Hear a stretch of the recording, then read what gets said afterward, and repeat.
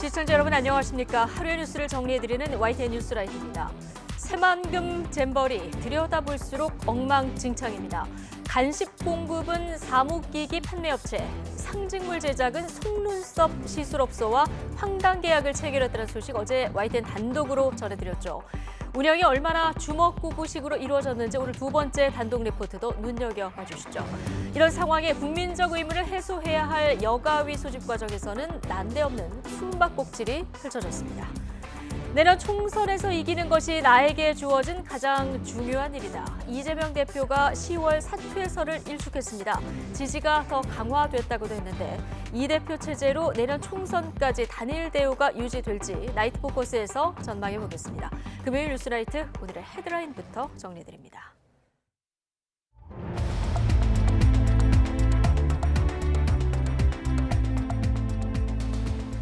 (8월 25일) 금요일 뉴스나이트 주요 뉴스입니다. 일본 정부가 후쿠시마 원전 오염수 방류와 관련해 바닷물 삼중수소 농도가 기준치 이하라며 다시 한번 안전성을 강조했습니다. 우리 정부도 별다른 이상 상황은 관측되지 않았다고 설명했습니다. 윤석열 대통령이 국회 인사청문 보고서에 대한 여야 합의가 불발된 이동관 후보자를 방송통신위원장에 임명했습니다. 여당은 방송개혁 적임자라고 지켜세웠지만 야당은 정권 찬양 방송을 만들려는 대통령의 속내가 드러났다고 맹비난했습니다. 정부가 경기 활성화 등을 위해서 오는 10월 2일을 임시 공휴일로 지정하는 방안을 검토하고 있습니다. 이렇게 되면 추석 연휴부터 시작해 개천절까지 6일 동안 휴일이 이어지게 됩니다. 인천에서 10대 아들을 학대해 숨지게 한 의붓 어머니에게 징역 17년이 선고됐습니다. 다만 법원은 살해하려는 의도를 단정할 수는 없다며 아동학대 살해 혐의는 무죄로 판단했습니다. 슬림 성폭행 살인범 최윤종이 신상 공개 이후 처음으로 취재진 앞에 얼굴을 드러냈습니다. 최윤종은 우발적 범행을 주장했지만 경찰은 고의살인으로 결론 내렸습니다. 네 번째로 검찰에 출두한 트럼프 전 대통령이 전현직 미국 대통령 가운데 처음으로 머그샷을 찍었습니다. 분노한 듯 카메라를 노려본 모습인데 지지층 결집을 위해서 계산된 표정을 지었다는 분석이 나오고 있습니다. 후쿠시마 제1원전 오염수 방류를 시작한 이튿날, 일본 정부는 주변 해역의 삼중수소 측정 결과를 발표하면서 과정의 투명성을 강조하고 있습니다. 중국의 일본산 수산물 전면 수입 금지 조치에 대해서는 즉각 철폐를 촉구하고 나서서 중일 간 무역 갈등도 고조될 기미를 보이고 있습니다. 도쿄에서 김세호 특파원의 보도입니다. 도쿄전력이 원전 오염수 방류를 시작한 뒤 처음으로 후쿠시마 주변 해역에서 채취한 바닷물의 삼중수소 농도를 발표했습니다. 원전 주변 3km 이내 해역 10곳을 측정한 결과 방류 정지 기준치인 리터당 700베크럴 이하로 나타났다고 밝혔습니다. 이와는 별도로 일본 환경성도 방류 이후 처음으로 원전 주변 바닷물의 삼중수소 측정에 나섰습니다. 결과는 27일 공표할 예정인데 앞으로 3개월 동안 원전을 기준으로 50km 내 해역 11곳의 정보를 매주 공개한다는 방침입니다. 자국 어민들의 소문 피해를 최소화하고 국내외의 투명성을 강화하기 위한 일환으로 풀이됩니다. 하지만 중국이 일본산 수산물 전면 수입 금지에 나서자 일본 정부 내부에서는 예상외로 강한 대응이라는 반응이 나오는 것으로 알려졌습니다.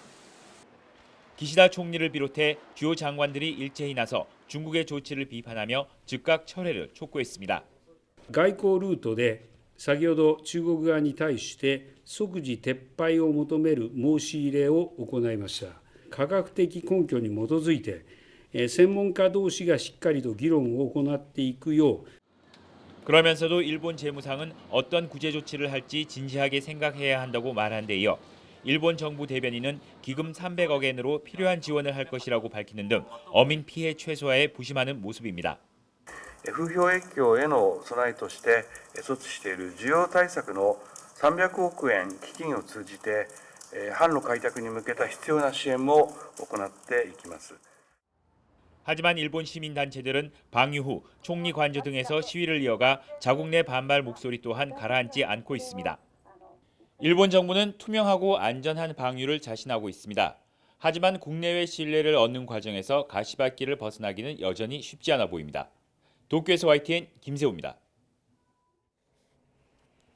오염수 방류 이틀째 정부는 별다른 이상 상황은 관측되지 않았다며 우리 국민도 직접 온라인으로 방류 상황을 확인할 수 있다고 소개했습니다.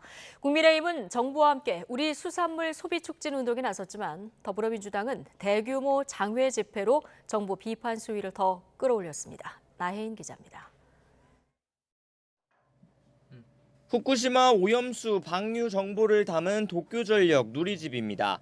희석용 해수와 오염수 유량 등을 근거로 다핵종 제거 설비 알프스를 거친 삼중수소 농도 계산치와 초당 방사선량 등을 한국어로 제공합니다.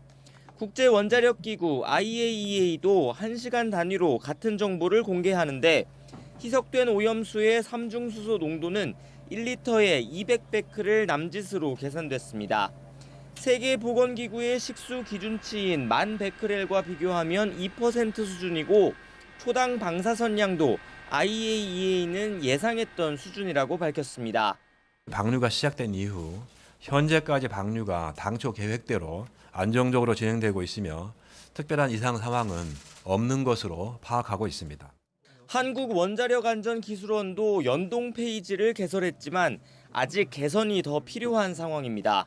정부는 방류 상황을 계속 주시하며 2주에 한 번 후쿠시마 현지를 점검할 우리 전문가의 출국을 이번 주말로 협의하고 있다고 밝혔습니다. 정부가 쓰는 오염수라는 표현은 방류 이후에도 일단 유지하겠다고 했지만 용어 정리가 필요하다는 언급도 나왔습니다. 어민들하고 상인들은 우리 수산물이 안전하다는 걸 알고 있는데 정부에서 오염수라는 표현 때문에 오히려 소비가 줄어드는 그런 우려가 있지 않느냐는. 일본의 오염수 방류 이후 정부와 여당은 우리 수산물의 안전성을 부각하는 데 집중하고 있습니다. 현장을 찾은 국민의힘 지도부는 최근 위축된 수산물 소비 상황을 듣고 괴담 선동 세력이 우리 수산업을 죽이고 있다며 예산 지원을 약속했습니다. 청정한 우리 해역에서 잡히는 우리 수산물에 방사능 색칠을 해서 어민과 수산업 종사들의 생계에 심대한 타격을 주는 일은 결코 허용될 수 없는 일이며 하지만 민주당은 가습기 살균제 사태에서 보듯 안전이 보장되지 않는 일은 하지 않는 게 과학이라며 지금이라도 방류 중단을 위한 모든 조치를 해야 한다고 정부를 비판했습니다. 서울 도심에서 대규모 규탄 집회를 열고 용산 대통령실 앞까지 행진하며 장외 여론전을 이어갔습니다. 30년이 지나면 끝난다는 보장이 있습니까? 어떤 피해가 생길지도 모르고 대책은 없이 이대로 망연자실하게 쳐다보고만 있어야 하겠습니까? 민주당은 피해 어민 지원과 일본 구상권 청구를 위한 오염수 대응 4법도 신속히 추진한다는 계획이지만 국민의힘은 피해는 야당의 괴담 때문에 생긴 거라고 반발하고 있습니다. 일본의 오염수 방류 이후 정치권의 여론전은 더욱 가열되는 모습입니다. YTN 나인입니다.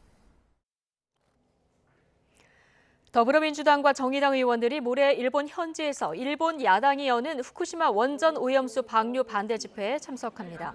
민주당 우원식 양이원영 의원과 정의당 강은미 의원은 모레 1박 2일 일정으로 일본 후쿠시마현을 방문합니다. 이들은 일본 후쿠시마 제1원전 앞에서 일본 야당인 사회민주당이 주도하는 방류 반대 집회에 참석해 일본 정부 결정을 규탄할 계획입니다.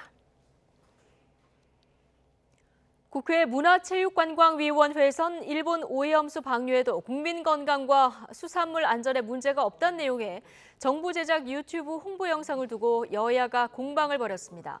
오늘 문체위 전체 회의에서 더불어민주당 의원들은 박보균 문화체육관광부 장관을 향해 수산물 안전관리 예산으로 오염수 안전을 홍보해서 당황스럽다고 비판했습니다. 반면 박 장관은 오염수 문제는 수산물 안전관리의 핵심 요소라며 비과학적 접근으로 업계가 많은 타격을 입은 상황에서 진실을 알리고자 정책을 홍보하는 것은 문체부의 당연한 책무라고 반박했습니다. 국민의힘 의원들 역시 문재인 정부가 오염수 방류를 두고 과학적으로 문제가 없다고 한 사실이 있다고 맞받았습니다. 후쿠시마 오염수 방류 소식에 해산물 축제를 앞둔 지역마다 비상이 걸렸습니다. 현지 어민과 상인들은 안 그래도 해산물 소비가 예전 같지 않은데 대목인 축제마저 시들해질까 걱정이 태산이었습니다. 양동훈 기자가 취재했습니다. 매년 여름 우럭축제가 열리는 충남 서산 삼길포항. 현수막과 안내판은 물론 야시장도 준비를 마쳤습니다. 관광객들이 직접 우럭을 잡아볼 수 있도록 항구 일부를 막아 체험장도 마련했습니다. 하지만 축제가 코앞인데도 찾아오는 손님은 드뭅니다. 오랜만에 들어온 전화 주문에 회를 손질하던 사장님은 장사가 너무 안 된다며 하소연합니다. 작년에는 뭐 이 정도 되면은 뭐 손님이 여기 부장교에 쫙 내려오시는 그런 수준이었었는데 지금 보다시피 이렇게 손님이 없어요. 근처 다른 식당 사장님은 오염수 방류 영향이 큰 것 같다고 덧붙입니다. 여기는 해산물 시장이다 보니까 아무래도 방류 때문에 그런 영향도 엄청나죠. 지금 행사 기간인데 작년계에 비하면 10분의 1도 안 되는 정도예요. 안 그래도 오염수 논란으로 해산물 소비가 줄었는데 어느새 방류를 시작했다는 소식에 주최 측도 걱정이 태산입니다. 저희가 문의 전화 오는 것도 이렇게 확인해 보면 작년까지 이 행사를 했을 때보다 많이 줄었습니다. 후쿠시마 오염수 방류하면서 많은 걱정들을 하고 계세요. 다음 달 대하축제가 열릴 홍성 남당항도 비슷한 분위기입니다. 힘이 넘치는 제철 대하가 기다리고 있지만 정작 손님이 없어 걱정입니다. 너무 힘들고 작년에 비해서 한 70%는 손님이 줄어드는 것 같아요. 그래서 지금 이런 물건도 많이 나오기 시작하는데 손님들이 안 오시니까 우리 상인들은 죽겠어요. 충남도는 어업 지도선에 방사능 측정기를 설치하는 등 오염 수산물이 발생하지 않도록 감시를 강화하겠다고 밝혔습니다. 하지만 어민과 상인들은 오염수 영향이 상대적으로 적을 거라는 서해안에서도 피해가 심각하다며 시민 마음을 돌릴 좀 더 확실한 대책을 원하고 있습니다. YTN 양동훈입니다. 윤석열 대통령이 국회 인사청문 보고서에 대한 여야 합의가 불발된 이동관 후보자를 방송통신위원장으로 임명했습니다. 야당은 정권 찬양 방송을 만들고 싶은 윤 대통령의 속내가 드러났다며 목소리를 높였고 여당은 방송개혁의 적임자라고 엄호했습니다. 강희경 기자가 보도합니다. 윤석열 대통령이 이동관 방송통신위원장에게 임명장을 수여합니다. 위원장의 임함. 방송통신 분야 국정과제를 추진할 적임자라며 이동관 위원장을 후보로 지명한 지 한 달 만입니다. 국회 인사청문 보고서 재송부 시한까지 여야가 합의에 이르지 못하자 결국 임명을 강행한 겁니다. 학교폭력 논란이 결정적 낙마 사유가 아니라는 판단과 함께 업무 공백을 최소화하겠다는 의지가 담긴 것으로 전해졌습니다. 방송통신위원회 김효재, 김현 상임위원의 3년 임기가 끝나 윤 대통령이 임명한 이상인 상임위원만 홀로 남은 상태였기 때문입니다. 이동관 위원장이 임명되면서 방통위는 당분간 2인 체제로 운영될 전망입니다. 이동관 후 방통위는 가장 먼저 공영방송 관련 정책 손질 등에 초점을 맞출 것으로 보입니다. 공영방송의 이름에 걸맞게 재원 운영의 투명성과 객관성을 확보하고 야당의 반발은 더욱 거세졌습니다. 더불어민주당은 정권 찬양 방송을 만들고 싶었던 윤 대통령 속내가 들통났다며 방송통신위원장으로 인정할 수 없다고 목소리를 높였습니다. 합의제 기관 방통위를 엉망으로 만들고 방송시장을 망가뜨린 정권으로 역사가 기록할 것임을 분명히 경고합니다. 여당인 국민의힘은 민주당이 애초부터 낙마를 염두에 두고 무차별적 비난으로 일관했다며 공영방송 정상화의 적임자라고 주장했습니다. 편향된 공영방송을 정상화할 적임자입니다. 흔들림 없이 국민께서 부여한 임무를 신속하게 수행해야 할 것입니다. 윤석열 대통령이 국회 청문보고서 채택 없이 임명을 강행한 인사는 이번이 16번째입니다. 앞으로 이균용 대법원장 지명자 등에 대한 인사청문회가 줄줄이 예정된 만큼 대치 전선은 심화할 것으로 보입니다. YTN 강희경입니다. 새만금 잼버리 파행 사태의 책임 소재를 묻기 위한 국회 여성가족위원회 전체 회의가 열렸지만 여야가 증인 채택을 놓고 대치하면서 파행됐습니다. 대통령실 경호처장을 불러야 한다는 야당 측 주장에 국민의힘이 무리한 요구라고 맞섰는데 결국 또 국민적 의혹은 풀지 못한 채 정쟁만 남았습니다. 손효정 기자입니다. 준비 부족으로 큰 오점을 남긴 새만금 잼버리 파행 사태를 다루기 위한 국회 여성가족위원회. 하지만 국민의힘 의원들과 정부 관계자들의 자리는 텅 비었습니다. 여야가 증인 출석 문제를 놓고 끝내 접점을 찾지 못해 여당이 회의에 불참한 겁니다. 국민의힘은 민주당이 애초 명단에 없던 대통령실 경호처장의 출석을 요구해 파행을 자초했다는 입장입니다. 누가 봐도 터무니없는 주장이고 정치 공세 아니겠습니까? 민주당이 현 정부 공격에만 초점을 맞춘 물귀신 명단을 제시하면서 여가위 회의에 파행을 의도하고 있는 것입니다. 애초 경호처장을 불러 윤석열 대통령 개영식 참석이 미친 영향을 따져 물으려 했던 민주당은 그럼에도 경호처장을 빼자는 양보안까지 제시했지만 거부한 건 여당이라며 무책임한 처사라고 질타했습니다.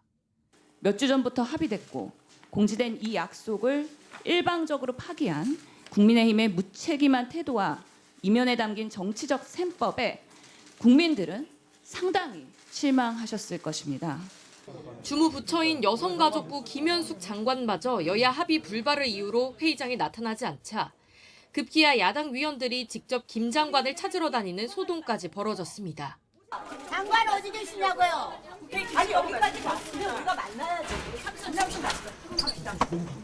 민주당은 김 장관 해임을 촉구했습니다. 국회 문화체육관광위원회에서는 잼버리 K-팝 콘서트 대금이 제대로 정산되지 못하고 있다는 주장이 제기됐습니다. KBS에게 30억을 줄 테니 K-팝 콘서트를 진행하자고 약정서까지 체결을 한 상황에서 기재부에 예비비 신청을 못했습니다. 엉망진창 와장창입니다. 예산을 짜 있는 상태에서 일부 액수를 다듬는 과정이고 잼버리 사태 진상 규명을 위한 국회 상임위들이 잇따라 파행되면서 국민적 의혹은 풀리지 않은 채 여야 갈등만 깊어지고 있습니다. 여야는 각각 전현직 정권에 책임이 있다며 양보 없는 대치를 이어가는 가운데 잼버리 사태는 다음 달 시작되는 정기국회 최대 쟁점이 될 것으로 보입니다. YTN 손효정입니다. 정부가 오는 10월 2일을 임시 공휴일로 지정하는 방안을 검토하고 있습니다. 이렇게 되면 추석 연휴부터 개천절까지 6일 동안의 황금 연휴가 이어지게 됩니다. 조은재 기자입니다. 윤석열 대통령이 오는 10월 2일을 임시 공휴일로 지정하기로 가닥을 잡았습니다. 다음 달 28일 시작하는 추석 명절과 10월 3일 개천절 사이 징검다리 휴일을 빨간 날로 바꿔 6일간 황금 연휴를 만든다는 계획입니다. 그 주에 사흘 더 휴가를 내면 한글날인 9일까지 무려 12일의 장기 휴가도 노려볼 수 있습니다. 여당인 국민의힘이 경기 활성화와 내수 진작, 국민 통합 등을 이유로 먼저 건의했고 정부도 적극 검토에 돌입했습니다.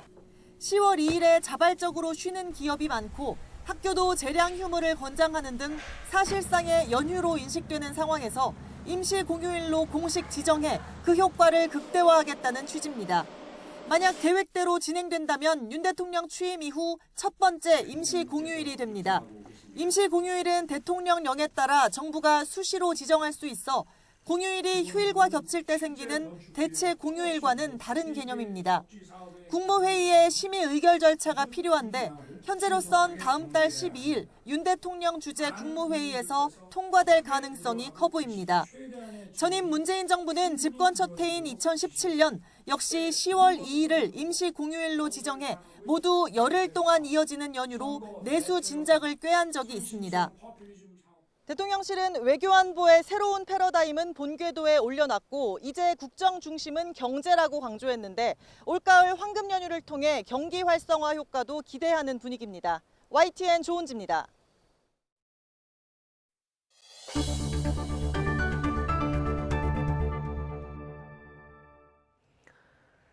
인천에서 12살 아들을 상습적으로 학대해 결국 숨지게 한 의붓 어머니에게 징역 17년, 이를 방관해온 친부에겐 징역 3년이 선고됐습니다.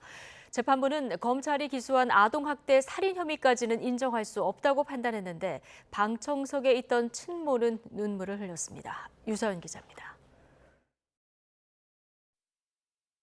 지난 2월 인천 남동구에 있는 아파트에서 숨을 거둔 12살 이모군.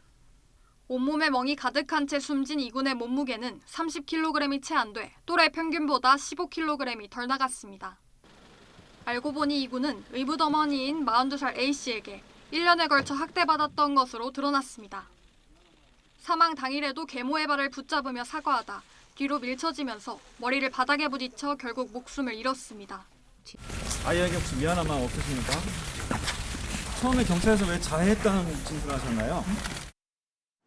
A씨는 의붓아들을 학대해 숨지게 한 혐의로 구속 기소됐고 구치소에서 낳은 갓난아이를 안고 선고 공판에 출석했습니다. 재판부는 지속적인 학대를 받으며 숨져간 이군이 느꼈을 좌절과 슬픔을 헤아리기 어렵다며 A씨에게 징역 17년을 선고했습니다. 다만 검사가 제출한 증거만으로는 A씨에게 이군을 살해하려는 미필적 고의가 있었다고 단정할 수 없다고 밝혔습니다. A씨가 이군의 허벅지를 연필로 20여 차례 찌르거나 옷걸이로 폭행한 건 고통을 주려 한 것일 뿐 살해할 의도는 아니었다며 아동학대 살해 혐의를 무죄로 판단했습니다. 상습 아동학대 등의 혐의로 함께 구속 기소된 A씨 남편이자 이군의 친부에게는 징역 3년이 선고됐습니다. 법원은 친부가 아동학대를 방임한 사실이 인정된다면서도 학대 횟수가 많지 않고 정도가 심하지 않다고 양형 이유를 설명했습니다. 방청석에서 재판을 지켜본 이군의 친모는 눈물을 터뜨렸습니다. 이혼한 뒤 계속 이군을 만나게 해달라고 했는데도 전 남편 부부가 5년간 막았다면서 자신이 어떻게든 아이를 데려왔어야 했다고 울분을 토했습니다. 검찰 형사도 바라고 형도 다시 더 올라갔으면 좋겠고 그냥 오늘 재판 결과는 아예 말이 안 되는 결과라고 생각해요. 검찰은 1심 판결에 불복해 항소하는 것을 검토하고 있습니다. YTN 유서연입니다. 지난 17일 서울 신림동 공원에서 여성을 성폭행하고 숨지게 한 30살 최윤종이 오늘 구속 상태로 검찰에 넘겨졌습니다. 신상이 공개된 뒤 처음으로 언론의 모습을 드러낸 최윤종은 처음엔 살해할 생각이 없었다는 등 우발적 범행을 주장했습니다. 직접 들어보시겠습니다. 범행 왜 저질렀습니까? 우발적으로 저질렀다고요? 저도 모르죠. 처음부터 살해하려고 한 겁니까? 그건 아니에요. 피해자 결국 사망했는데 하실 말씀 없으십니까? 죄송하게 계단 조심하세요. 언제부터 범행 계획했습니까? 그건 잘 모르겠어요. 서울 신림동 성폭행 살인 사건을 넘겨받은 검찰이 전담 수사팀을 꾸려서 수사를 이어갑니다. 서울중앙지방검찰청은 오늘 여성아동범죄조사 2부장을 팀장으로 하는 전담 수사팀에서 철저하게 보완 수사를 진행해 범행 전모를 명확하게 규명하겠다고 밝혔습니다. 또 피의자 최윤종이 죄에 상응하는 처벌을 받도록 최선을 다하고 유족 입장도 세심하게 경청해 지원할 거라고 강조했습니다.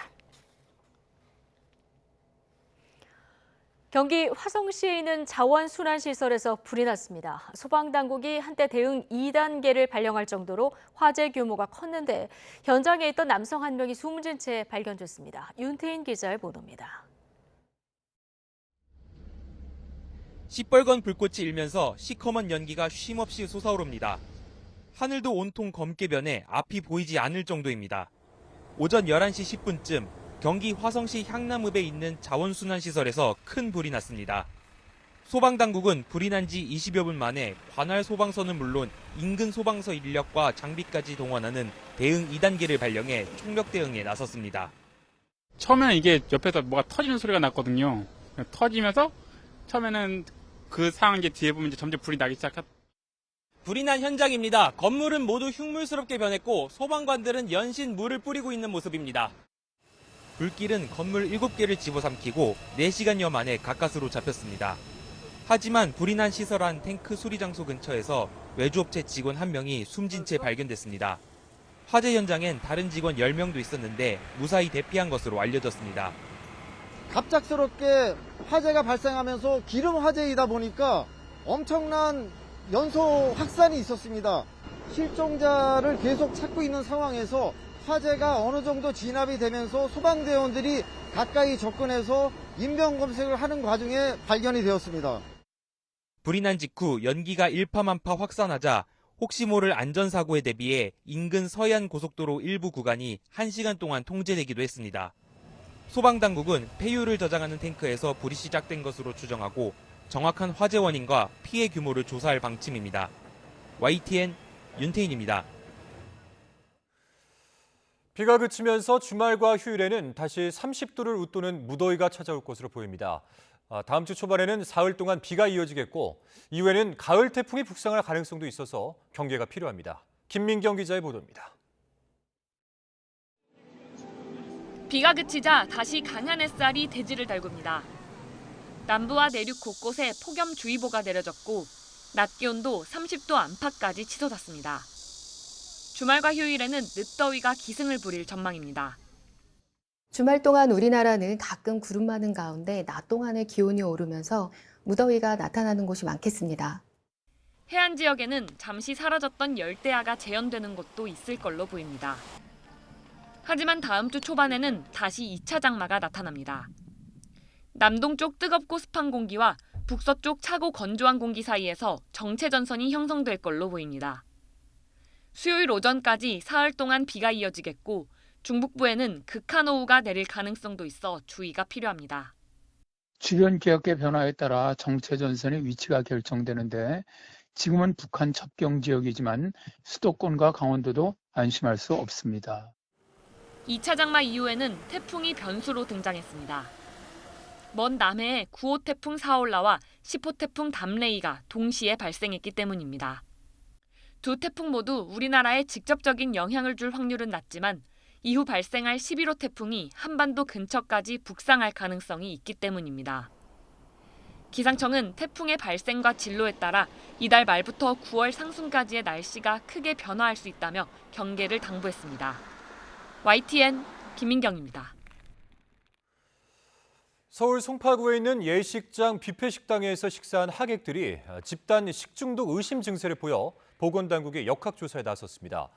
지금까지 확인된 환자만 수십 명에 달하는 것으로 전해졌습니다. 황보혜경 기자의 단독 보도입니다. 서울 송파구에 있는 예식장입니다. 지난 19일 오후 이곳 뷔페 식당에서 식사한 하객들에게 집단 식중독 의심 증세가 나타났습니다. 이날 500여 명이 식당을 찾은 가운데 복통과 설사, 구토 등의 증상을 호소한 환자는 지금까지 50명에 육박한 것으로 확인됐습니다. 일부는 상태가 심각해 응급실에도 실려간 것으로 전해졌고 대부분 뷔페에서 초밥이나 육회를 먹고 탈이 났습니다. 현장 조사에 나선 보건소는 음식을 수거해 서울시 보건환경연구원에 정밀 검사를 의뢰했습니다. 또 의심 환자를 대상으로 식중독 검사를 진행하고 있습니다. 민원 접수된 건들이 있다 보니까는 이거랑 이제 연계해가지고 식품 수거 검사 의뢰 및 중상자 대상 검사 진행 중입니다. 예식장 측은 음식 공급업체가 당일에 배송한 회에 문제가 있었던 것으로 보인다며 식품위생과 관련해 전반적으로 확인하고 있다고 밝혔습니다. 그러면서 식중독 의심 환자들에게 위로금을 지급하고 신랑 신부 측이 지급한 식대도 돌려줄 방침이라고 덧붙였습니다. 보건소 측은 해당 시간대 예식장 뷔페 식당 이용객을 파악해 전수조사에 들어갈 방침입니다. 다만 하객들이 전국에서 모인 탓에 조사하는 데는 상당한 시간이 걸릴 것으로 보입니다. YTN 황보혜경입니다. 박정훈 전 해병대 수사단장의 항명 혐의에 대해서 외부 전문가들로 구성된 군검찰 수사심의위원회가 열렸지만 심의 의견을 내지 못했습니다. 군검찰 수사심의위원회는 오늘 오후 7시간 넘게 국방부 검찰단과 박 전 수사단장 측 의견을 들은 뒤 수사 계속 여부 등에 대한 표결을 거쳤지만 어느 쪽도 과반수를 넘지 못했습니다.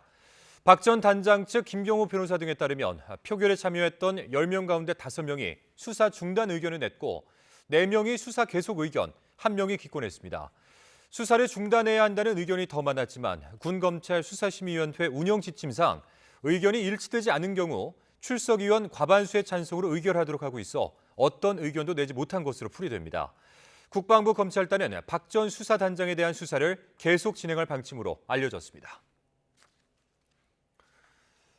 유엔 안전보장이사회가 내일 북한의 군사정찰위성 발사 시도와 관련해서 공식 회의를 엽니다. 유엔 본부에 따르면 안보리는 우리 시각 내일 새벽 4시 미 뉴욕 유엔 본부에서 비확산과 북한의 의제로 공식 회의를 열 예정입니다.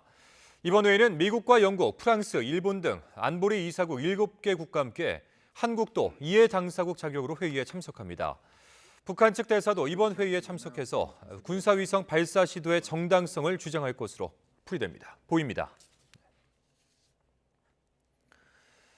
북한이 코로나19 이후 3년 6개월 만에 처음으로 러시아 블라디보스토크에 여객기를 보냈습니다.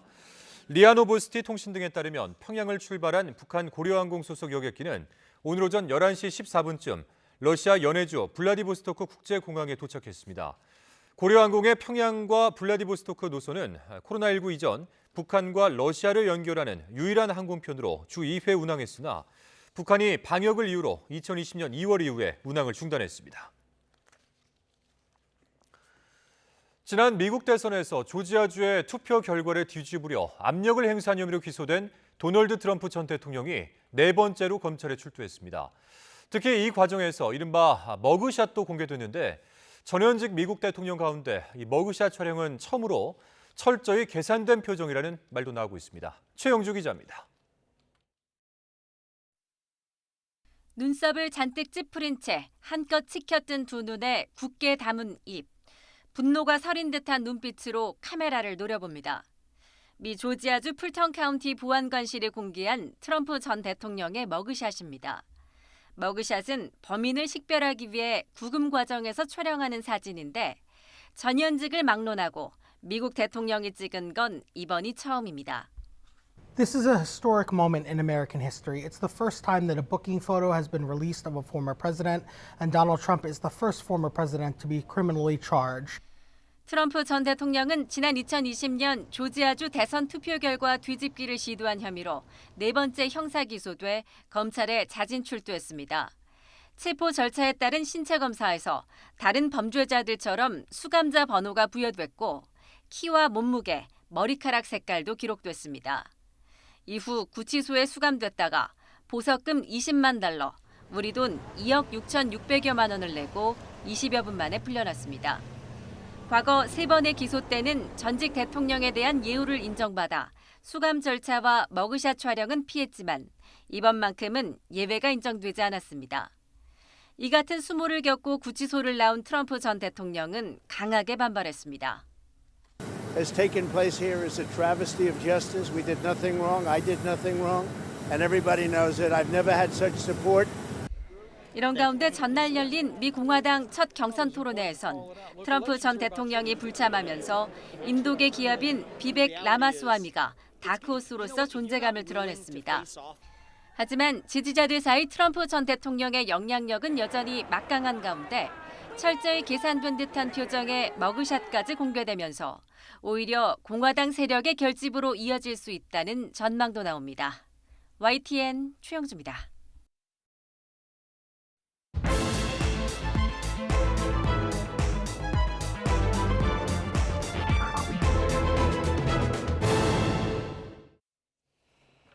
오늘의 정치권 관심 뉴스들 진단해보는 나이트 포커스 정호김, 김영주 전직 의원 두 분 모셨습니다. 어서 오십시오. 네, 안녕하세요. 네, 윤석열 대통령이 오늘 이동관 방송통신위원장을 임명했습니다. 청문보고서 채택은 불발이 됐고요. 자, 그 청문보고서 재송부 기간이 종료되자마자 오늘 임명을 한 거거든요. 어떤 의미가 있다고 보십니까? 다 예상한 것 아닐까요? 그리고 지금 소위 청문 보고서 채택되지 않은 16번째 사례라 그러는데요.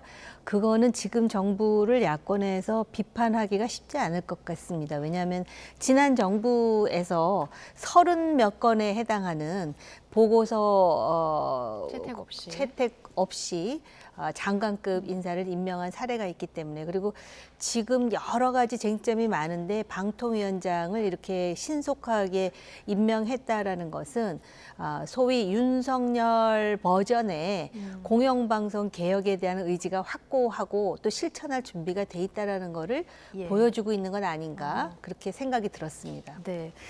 지금 여당에서는 공영방송을 정상화시킬 적임자다 이렇게 보고 있고요. 민주당을 비롯한 야당에서는 좀 인정할 수 없다 이런 입장인데, 앞으로 방송 정책을 둘러싸서 현 정부 내내 정책이 나올 때마다 이런 어떻게 보면 정치권 정쟁이 계속 이어질 것 같아요. 네, 사실은 지금 그 디지털 시대가 오면서 방송 통신과 관련해서도 굉장히 다양한 어떤 새로운 시도와 또 영국을 비롯해서 많은 국가들에 있어서 국영 방송을 없앤다든지 여러 가지 어떤 새로운 변화들이 일어나고 있는 시점에 지나치게 이렇게 정치권 인사들이 방통위에 들어감으로 인해서 이것은 뭐 어제 오늘의 일이 아닙니다. 이제 그러다 보니까 이것이 정말로 이렇게 기싸움이라든지 패싸움 하는 양식으로 되어 가지고 오히려 대통령께서는 뭐 적임자라고 말씀하시지만 오히려 이분이 방통위원장으로 있는 기간 내내 어떻게 보면 방통위가 공전할 가능성이 많아지고 있다. 충돌될 가능성이 많다. 그리고 이분이 오시기 전에 이미 김효재 부위원장이 뭐 MBC, KBS 이사장 다 해임시켜 놓고 완전 꽃길을 열어놓은 거 아닙니까? 이제 이런 것은 한편으로 보면 이게 굉장한 어떤 긴장 속에서 말하자면 뭐 각 언론사들이 갈 길을 찾아가야 되는데 저는 오히려 뭐 수신료 분리수급 뭡니까 받는 거 징수 징수부터가 오히려 제대로 뭐랄까 뭐 사장을 쫓아내기 위한 방식의 일환이었다. 이런 것들이 이제 제가 봤을 때는 상당히 오히려 더 현 정부가 이것을 대놓고 공영방송을 어떻게 할 것인가 좀 건전한 토론으로 이끌지 못하고 전술적인 차원에서 전략기보다는 전술적인 차원에서 자기 편들을 훨씬 더 방송 쪽에 더 가까이 두고자 하는 의도 또 실제로 이것이 또 총선을 앞두고 있다 보니까 훨씬 더 이것이 정쟁이 가시화되는 것이라서 결과적으로는 뭐 대통령의 의중이 이동관 방통위원장으로 처음부터 낙점을 하고 밀어붙였다 하는 건 어쩔 수 없습니다만은 과연 그 결과가 만족스러울 것인가 하는 것은 좀 두고 봐야 될 것 같습니다.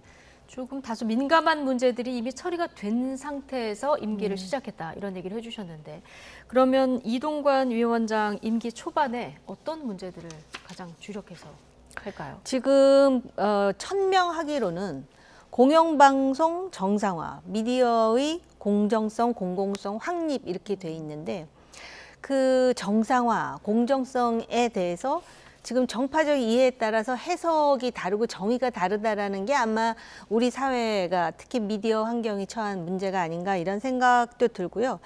또 콘텐츠 플랫폼 기업의 경쟁력도 강화할 수 있도록 뭐 이런 얘기도 하고 그다음에 그러한 공정한 생태계를 복원하기 위해서 자유롭고 통풍이 잘 되는 방송 환경을 만들겠다라고 지금 천명을 한 상태. 근데 그게 무엇을 의미하는지는 이제 오늘 임명됐으니까 오늘이 1일 아닙니까?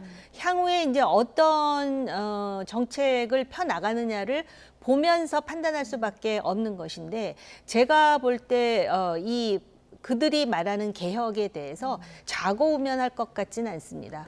거의 이제 그 하나하나 직진하는 그런 형태로 취할 것 같고 특히 이제 KBS, MBC와 관련해 갖고는 이미 소위 이사진을 개편하고 이미 다 아까 뭐 꽃길을 깔아놨다고 그러셨는데 올해 말에 이제 지상파에 대한 재허가 심사도 또 있거든요. 그래서 지금 그러한 그 공영 방송에 대해서 또 민영화 얘기도 살짝 나오지 않았습니까? 그런 것에 대해서 상당히 그 가속화하는 그러한 그 상황이 될 거라고 저는 개인적으로 생각해요. 그러니까 지금 언론인들의 반발이라든지 여론이라든지 이런 거를 일일이 고려하지 않겠다라는 의지를 지금 보여주고 있는 것 아닌가 이런 생각이 들고 결국 그 결과로서 여론이 어떻게 바뀌는지도 역시 관전 포인트의 하나가 될 것 같아요. 네, 여러 가지 정책들을 이제 직진으로 좀 추진할 것 같다라는 말씀을 개인 생각입니다. 네, 의견으로 말씀해 주셨는데 어쨌든 방통위가 5인 협의체 아닙니까? 그런데 당분간 이제 공석이 많아서 2인 체제로 운영이 되는데 민주당에서는 이 부분에 좀 문제가 있다 이렇게 보는 것 같아요. 그렇습니다. 이제 뭐 어떻게 보면 민주당이 파견해야 될 분들을 파견시키지 않고 2인 체제로 하면서 이것은 문제가 있다. 민주당이 의도적으로 공전시키겠다. 이것도 건강한 건 아니죠. 이제 얼마 동안 이렇게 가야 될 것인가라고 하는 것들이 상당히 문제고 뭐 총선이 지나가야만 이 문제가 어떻게 다른 방식으로 새로운 어떤 뭡니까 정당의 체제를 구성하면서 그 역관계 속에서 다시 한번 국면 전환이 오지. 제가 봤을 때 내년 초까지 이런 상황이 방치될 수 있다라고 하는 거고요. 이러한 상태에서 결과적으로 정치적 충돌을 하면서 이동관 위원장은 세게 드라이브를 걸 겁니다. 어쨌든 이게 법적인 문제는 따로 하더라도 또 민주당은 또 뭐 이걸 무슨 법률적인 검토를 하면서 이게 정당성이 없니 뭐 가처분 신청을 하고 이런 일들이 계속 있을 수밖에 없고 이런 부분에 있어서 과연 우리나라의 어떤 지상파 또 공영방송이 제 역할을 할 수 있을 것인가 하는 우려가 있습니다. 네. 그러니까 민주당에서는 2인만으로 의결을 하게 될 모든 안건은 무효가 될 것이다. 이렇게 지금 얘기를 하고 있는데 방통위법을 보면 또 2인 이상 위원의 요구가 있거나 위원장이 또 단독으로 소집은 가능하게 돼 있는데요. 맞습니다. 이 2인 체제로 결정이 되는 이 부분은 어떻게 보고 계십니까? 그러니까는 당분간이지만. 2명이 되면 회의를 개최할 수 있고 또 의결할 수 있는 것으로 2인 이상이라고 되어 있기 때문에 그런데 이제 과연 그 회의를 통해서 무엇을 의결할지를 이제 봐야 되는데 이미 이동관 체제 하에서 무엇이 어떻게 될 것이다라고 예상하는 바가 상당히 많고요. 또 마이너한 예로는 지금 소위 뭐라 그럽니까? 공정성과 관련해서 시비가 붙는, 그러니까 정파적 성향을 띠는 무슨 프로그램이라든지 편성이라든지 심지어는 이제 패널에 이르기까지 뭐 여러 가지 얘기가 나오는데 구체적으로 지금 어디까지 할 것인지. 왜냐하면은 지금 정치적인 그런 동기가 상당히 내재돼 있지 않습니까? 내년 총선에 대해서 이미 김 의원님 말씀하셨는데 제가 볼 때는 우리나라 방송 환경이 그리고 여론이 방송이 그렇게 바뀌고 편성이 바뀌고 또 공영방송에 대해서 그런 식의 어떤 통제를 가한다 해가지고 이게 여론에 그렇게 직접적으로 영향을 미친다고 볼 수 있나라는 의구심이 드는데 아직까지도 정치권에서는 이 방송이 주는 그 영향력이 굉장히 크다라고 생각을 하기 때문에 과연 어디까지 손을 댈지 아니면은 정말 우리가 생각하는 아주 이상적인 다시 말씀드리면은 지금 지난 정권에 의해서 기울어진 운동장을 다시 왼쪽으로 기울어진 거를 마치도 그 시소처럼 오른쪽으로 기울이는 것이 아니라 평평하게 정상화함으로써 정말 이 일에 대해서는 이 방통위원장으로서 일을 잘한다라는 그러한 족적을 남길지 아니면은 많은 언론인들이 걱정하듯이 지금 그 반대의 상황으로 어떤 정치적인 유리한 환경을 만들려고 할지 굉장히 참 말하기도 조심스럽지만은 일단 그 어떻게 행보를 갖는지에 대해서 보면서 판단을 할 수밖에 없을 것 같습니다. 방송통신 환경을 어떻게 변화시켜 나가는지 보면서 판단을 할 수밖에 없다. 이런 의견이 주셨습니다. 자, 주제 바꿔볼 텐데요. 사법 리스크가 계속되는 이재명 대표. 그동안 10월 사퇴설, 또 이선 후퇴설, 뭐 여러 가지 이런 설들이 제기됐는데요. 어제 이재명 대표가 한 방송에 출연해서 이에 대해서 직접 입장을 밝혔습니다. 발언 듣고 오시죠. 전망이 아니라 기대겠지요. 제가 78%라고 하는 역사에 없는 압도적 지지로 당대표가 됐고 지금도 그 지지는 유지되는 정도를 넘어서서 더 강화되는데 선거에 임하는 정당이 이기자고 해서 이겨지는 것도 아니고 바람직한 상황을 향해서 정말 죽을 힘을 다하는 것. 그게 지금 저희가 할 일이라고 생각됩니다. 네. 최근 이제 불거진 사퇴론에 대해서 이거는 전망이 아니라 여당의 기대다. 자, 이렇게 얘기를 했고요. 오히려 지금 저에 대한 지지가 강화되고 있다는 이런 얘기도 좀 했거든요. 어떻게 보셨습니까? 사실 이 문제가 불거진 근원은 사실은 정성호 의원한테 있습니다. 제가 보기에는 정성호 의원이 뭐 스스로가 올 가을쯤 되면은 내년 총선을 위해서 이선으로 후퇴할 수도 있다라고 하는 어떤 시그널을 줬기 때문에 이재명 대표가 그런 생각을 갖고 있나 이렇게 얘기를 하는데 지금 현재 검찰은 뭐 연일 체포를 할 것처럼 그런 칼끝을 겨누고 있고 재판도 아슬아슬하게 지금 목전에 다 와 있기 때문에 오히려 이재명 대표는 위기감을 더 느끼고 위기감을 느낄수록 친정 체제를 강하게 구축하려고 하는 그런 모습을 보이고 있다.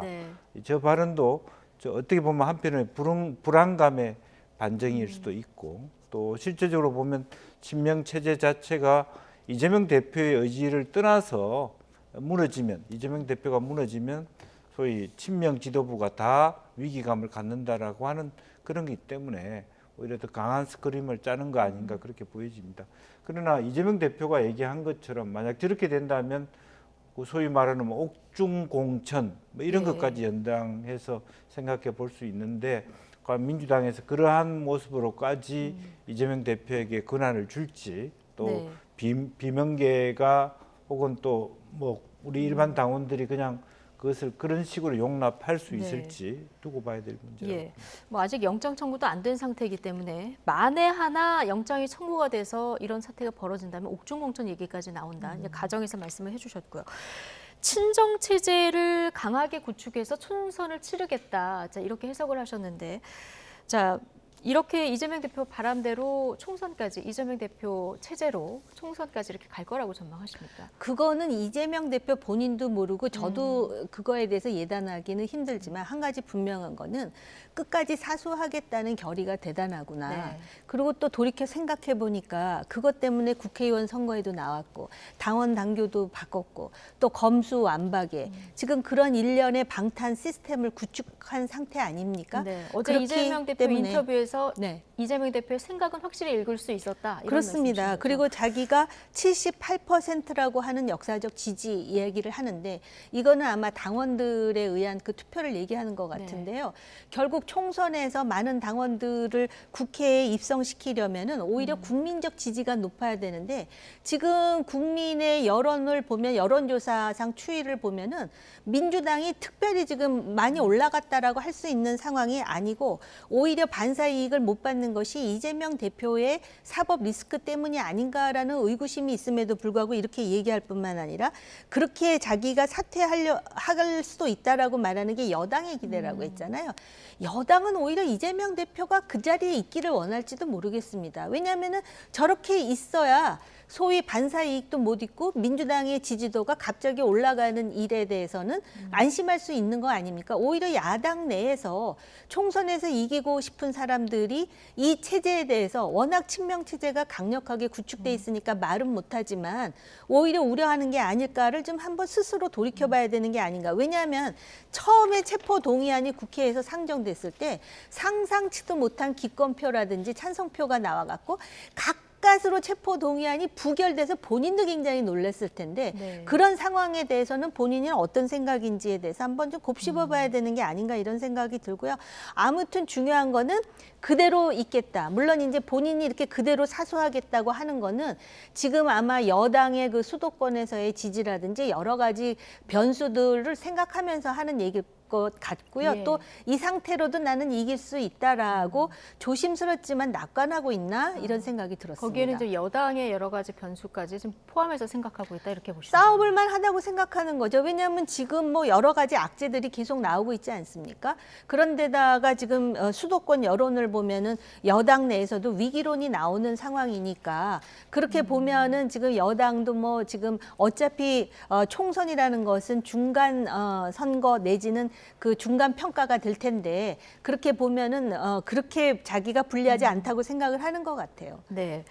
자, 이재명 대표는 오후에는 공직선거법 위반 혐의 여기 재판에 참석했습니다. 김문기 처장 몰랐다. 이거랑 백현동 개발 이 용도 변경은 국토부의 압력 뭐 협박 때문이었다. 이 발언과 관련한 재판인데 대북 송금 의혹 관련한 오늘 기자들 질문이 있었는데 여기에는 아무 대답을 안 했습니다. 자, 아직 그 소환 날짜가 조율이 안 됐는데요. 다음 주 중으로 조율이 될까요? 글쎄요, 이제 지금 이제 유하영 전 부지사 재판도 지금 재판부 변경 때문에 상당한 시일이 걸릴 것 같고요. 뭐 국선 변호사라고 하지만 또 재판 기록을 다시 읽어야 되고 또 새롭게 또 재판부가 바뀔 수 있는 그런 그러니까 변호사가 바뀔 수 있는 여지가 있어서 그동안에 그런 준비가 될 수 있을지 모르겠습니다만 어쨌든 재판과 별도로 실제적으로 어떤 검찰이 마무리 단계에서 이재명 대표를 부를 수 있는 거 아닌가 거의 막바지에 왔기 때문에 그러면은 지금 일정을 지금 뭐 30일이 되니 안 되니 조율을 하고 있습니다만 여러 가지 그런 경우에 있어서도 결국에는 뭐 일정 정도는 마지막으로라도 지난번엔 나간 거에 끝이라 하더라도 불렀을 때 끝까지 거부할 수 있을지, 또 거부하지 않았을 때는 더 이상 부르지 않을 것 같다는 느낌도 듭니다. 예. 자, 이런 가운데 이재명 대표 조폭 연루소를 주장했었던 분이죠. 장영하 변호사 오늘 또 재판에 출석했는데 허위성은 내가 인식을 못했다 이렇게 혐의를 부인했는데, 자, 이분이 주장하는 조폭 연루성, 이 신뢰성은 어떻게 봐야 될까요? 지금 신뢰성이 없다고 네. 일단 판단이 됐는데 본인은 그렇게 생각하지 않는다라는 것이고요. 사실 이제 이분이 그 국제 마피아단인가? 네. 그 마피아 대원의 변호를 맡았었잖아요. 그러면서 그 20억 관련해 갖고 뭐 돈 사진도 공개했었죠. 그렇습니다. 근데 사진은 그 김용판 의원이 공개했다가 사실이 그러니까요. 아닌 것으로 드러나가지고 예. 그런데 아직까지도 지금 이제 그 조폭 연루설에 대해서 기존 주장을 지금 되풀이하고 있는 상황인데 네. 이런 경우에는 확실한 어떤 그 정황적 증거라든지 또는 물적 증거라든지 아니면은 그 사진에 대한 신빙성이 확실할 때 이때 이제 그 인정이 되는데 그것을 제대로 증명하지 못했기 때문에 지금 이런 상황이 예. 오는 거지만 실제로 지금 조폭과 관련해 가지고서는 많은 의혹이 있었던 것만큼은 사실 아니겠습니까? 네. 그런데 이제 이런 부분에 대해서도 특히 방송이기 때문에 물적 증거 없이 말하기는 조심스러워서 제가 여기까지밖에는 말씀을 못 드릴 것 같습니다. 알겠습니다. 네. 어쨌든 공판 준비 기일이라 굳이 참석 안 해도 되는데 참석을 해서 오늘 이재명 대표에 대해서 또 굉장히 강하게 또 비판을 했더라고요. 네. 그러니까 그 사이 공판 준비 기일이라고 하는 것은 앞으로 재판을 어떻게 하자라고 하는 아주 간단한 모임인데, 그때는 저와 같은 질문이나 답변이 필요 없는데도 불구하고 본인이 강하게 주장한다는 것은 어떤 정치적 배경이 있는 것인지 네. 이제 우리가 생각해 볼 수밖에 없고, 어쨌든 본인 입장에서는 이번 그런 그 재판의 섬에 있어서 자기의 입장이 변하지 않았다는 것을 강하게 다시 한번 주장하고 있는 것만은 사실인 것 같습니다. 예. 자, 이재명 대표 얘기까지 했고요. 지금부터는 이 얘기를 좀 해볼 텐데 정말 들여다볼수록 황당한 2023년 새만금 잼버리 얘기입니다. 책임 소재를 따지기 위해서 국회 여성가족위원회 전체 회의 오늘 열려서 눈길이 쏠렸는데요. 여야 증인 채택 합의가 불발돼서 파행을 겪었습니다. 거기다가 여가부 장관에 대한 초유의 국회 추격전도 벌어졌는데요. 영상으로 먼저 보고 오시죠.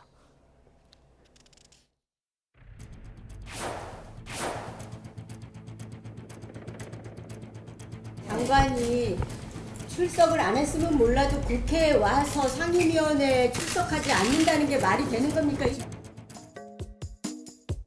대변인님, 잠깐만요. 조민경 대변인님, 도망가지 마시고 오세요. 오세요. 빨리 오세요. 여가부 어디로 화장실로 아니, 어디 화장실로 도망가요? 어디 화장실로 도망가요? 장관님 뒤에 계셔. 아니, 국회 어디 있어요? 삽시다. 어디 화장실로 도망가요? 위치 확인이 안 돼요, 지금? 전화를 아예 안 받고 있는데. 국무위원 대기실이 어딘지 아시는 분?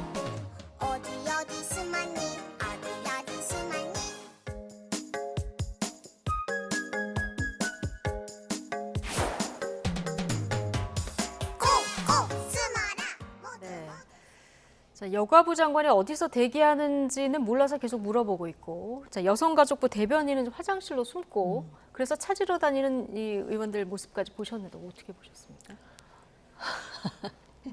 국무위원 대기실에 없었나 봐요. 네. 그리고 대변인은 왜 그렇게 도망을 다니는지 저도 잘 이해가 안 돼요. 진짜 옆에 있으면 한번 물어보고 싶고, 또 국회의원들이 총출동해서 저렇게 쫓아다니면서 마치 또 색출하듯이, 그런데 이제 사진 기자들에 의해서 저 동영상이 그대로 적나라하게 찍히니까는 정말 누가 그러더라고요. 모 방송의 러닝맨보다도 재밌다. 이런 얘기를 할 정도로 지금 코미디 같은 상황을 연출했는데, 사실은 이 새만금 잼버리 때문에 참 나쁘끄러운 일이 많았습니다.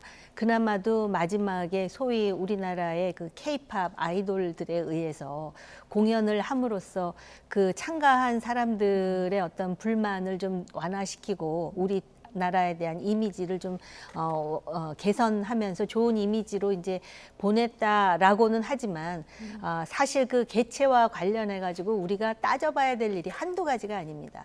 그런데 이제 여가위에서 여가부 장관뿐만 아니라 아마 참고인을 출석시키기 위해서 요구사항이 있었는데 아마 대통령실의 경호처장을 출석시키는 문제로 그 약간의 긴장 수위가 있었는데 지금 민주당 주장은 그것까지도 내려놨다 이렇게 얘기를 하는데 진위에 대해서는 좀 더 그 확실한 상황을 좀 확인해 봐야 될 것 같고요. 그리고 아마 전북지사도 대기하고 있었던 것 같습니다.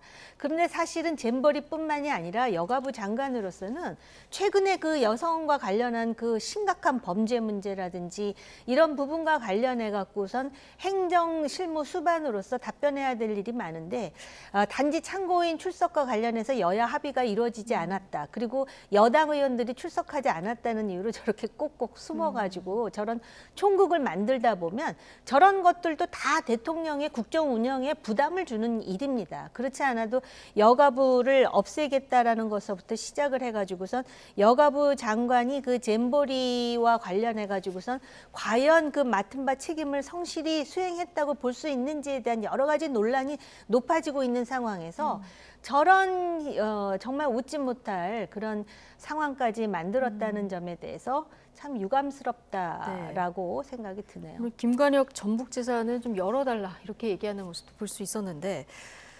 어쨌든 여야도 사실 오늘 국민들 눈이 굉장히 집중된 이 상임위 아니겠습니까? 뭔가 좀 합의하는 모습을 좀 보여줬으면 좋았을 것 같고요. 그렇다고 해서 또 합의가 안 됐다고 해서 여기에 이렇게 나타나지 않은 여성가족부 장관도 국민들 눈높이에서는 좀 좋지 않아 보였을 것 같아요. 그렇습니다.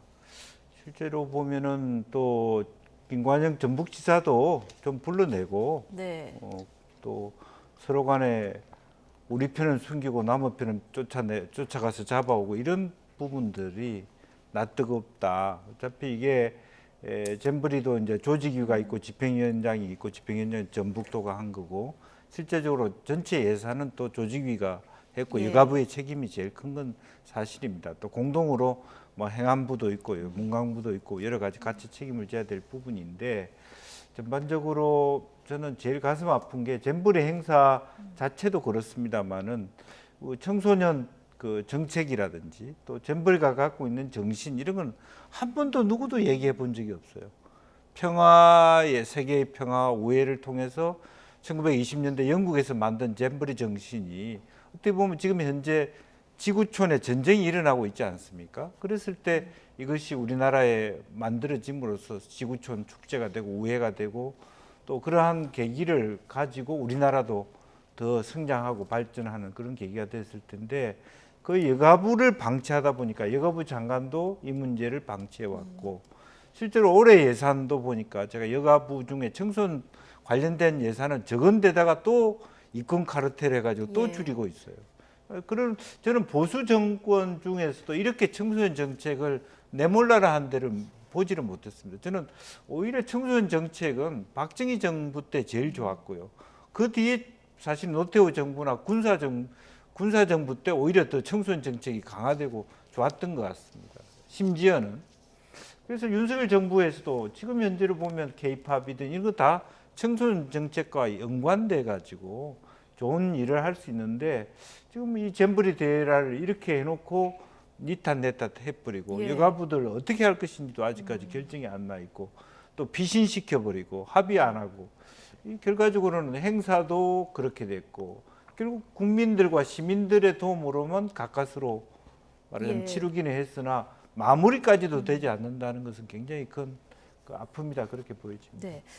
근데 원래 국무위원들은 격리에 이렇게 대기하다가 여야가 합의될 때만 출석하는 건 맞습니까? 보통 그게 지금 그 관례긴 말씀을 합니까? 드리려고 하는데 그게 관례라고 합니다. 그래서 지금 여가부 입장에서는 참고인 합의가 되지 않아서 여당 출석이 확정되지 않았기 때문에 국회에서 출석 대기 중이다라는 입장을 밝혔거든요. 그래서 그 말씀을 드리려고 그랬고요.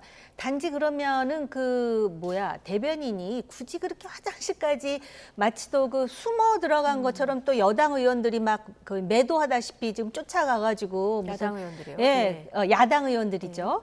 그런 그 총국을 만들 필요가 없었을 텐데라는 생각이 들고 국무위원 대기실에 이럴수록 더 나와서 설명을 해야 된다는. 그렇습니다. 아니면은 대기실에 앉아 있으면서 관례상 여야가 합의를 하면 나는 들어가서 그 잼버리에 대해서도 충분히 설명을 하고 또 어떤 부분에 대해서 책임을 느끼는지에 대해서 소명하겠다 이렇게 했으면 좋았을 텐데 아마 그 국무위원 대기실이 어디 있는지 몰라서 못 찾아간 건지 아니면 그 대기실에도 없었는지 네. 그런 부분은 아마 언론 측에서 좀 확인해 봐야 되지 않을까 싶습니다. 어쨌든 국민들은 정말 초유의 숨바꼭질까지 지켜보는 이런 사태가 됐는데 새만금 잼버리가 158개국 4만 3천 명이 참석한 굉장히 큰 행사였는데요.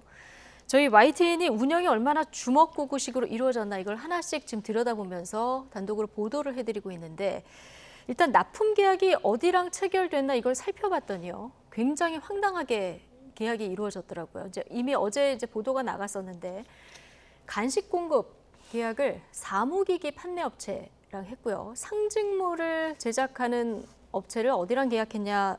그래서 저희가 들여다봤더니 속눈썹을 시술하는 업체와 계약이 됐어요. 그리고 이제 다 끝나고 나면은 이게 어떻게 됐는지 백서를 발간해야 되는데 이 백서 발간 업무는 도청 내 문구점과 계약을 했다. 이게 사실 저희가 보도하고도 맞는지 굉장히 황당한 부분인데요. 네. 어떻게 보십니까? 사실은 뭐 그래놓고 또 일부 보수 쪽에서는 이 계약 당사자들 알고 보니까 다 민주당 당원들이더라. 예. 이렇게 또 공격을 할 거예요. 아마 전라북도에 계시는 분들이 상당수 민주당 당원들이니까 그런 또 입금 카르텔을 얘기할 건데 아픈 부분이고요. 또 하나는 더 큰 것은 사실은 이 장소 자체 일본만 하더라도 다른 아니지만 부분적으로는 재활용을 했단 말입니다. 건물을 예. 지어놓고. 근데 지금 이게 부실할 수밖에 없는 게 이것은 농업용지 위에서 했기 때문에 처음부터 조금 지어놓고 바로 다 해체한다는 전제에서 시작했기 때문에 부실이 예상될 수밖에 없고 예. 또 그런 상태에서 이런 일까지 오다 보니까 뭐 총체적 난국이 되었다라고 보여지고요.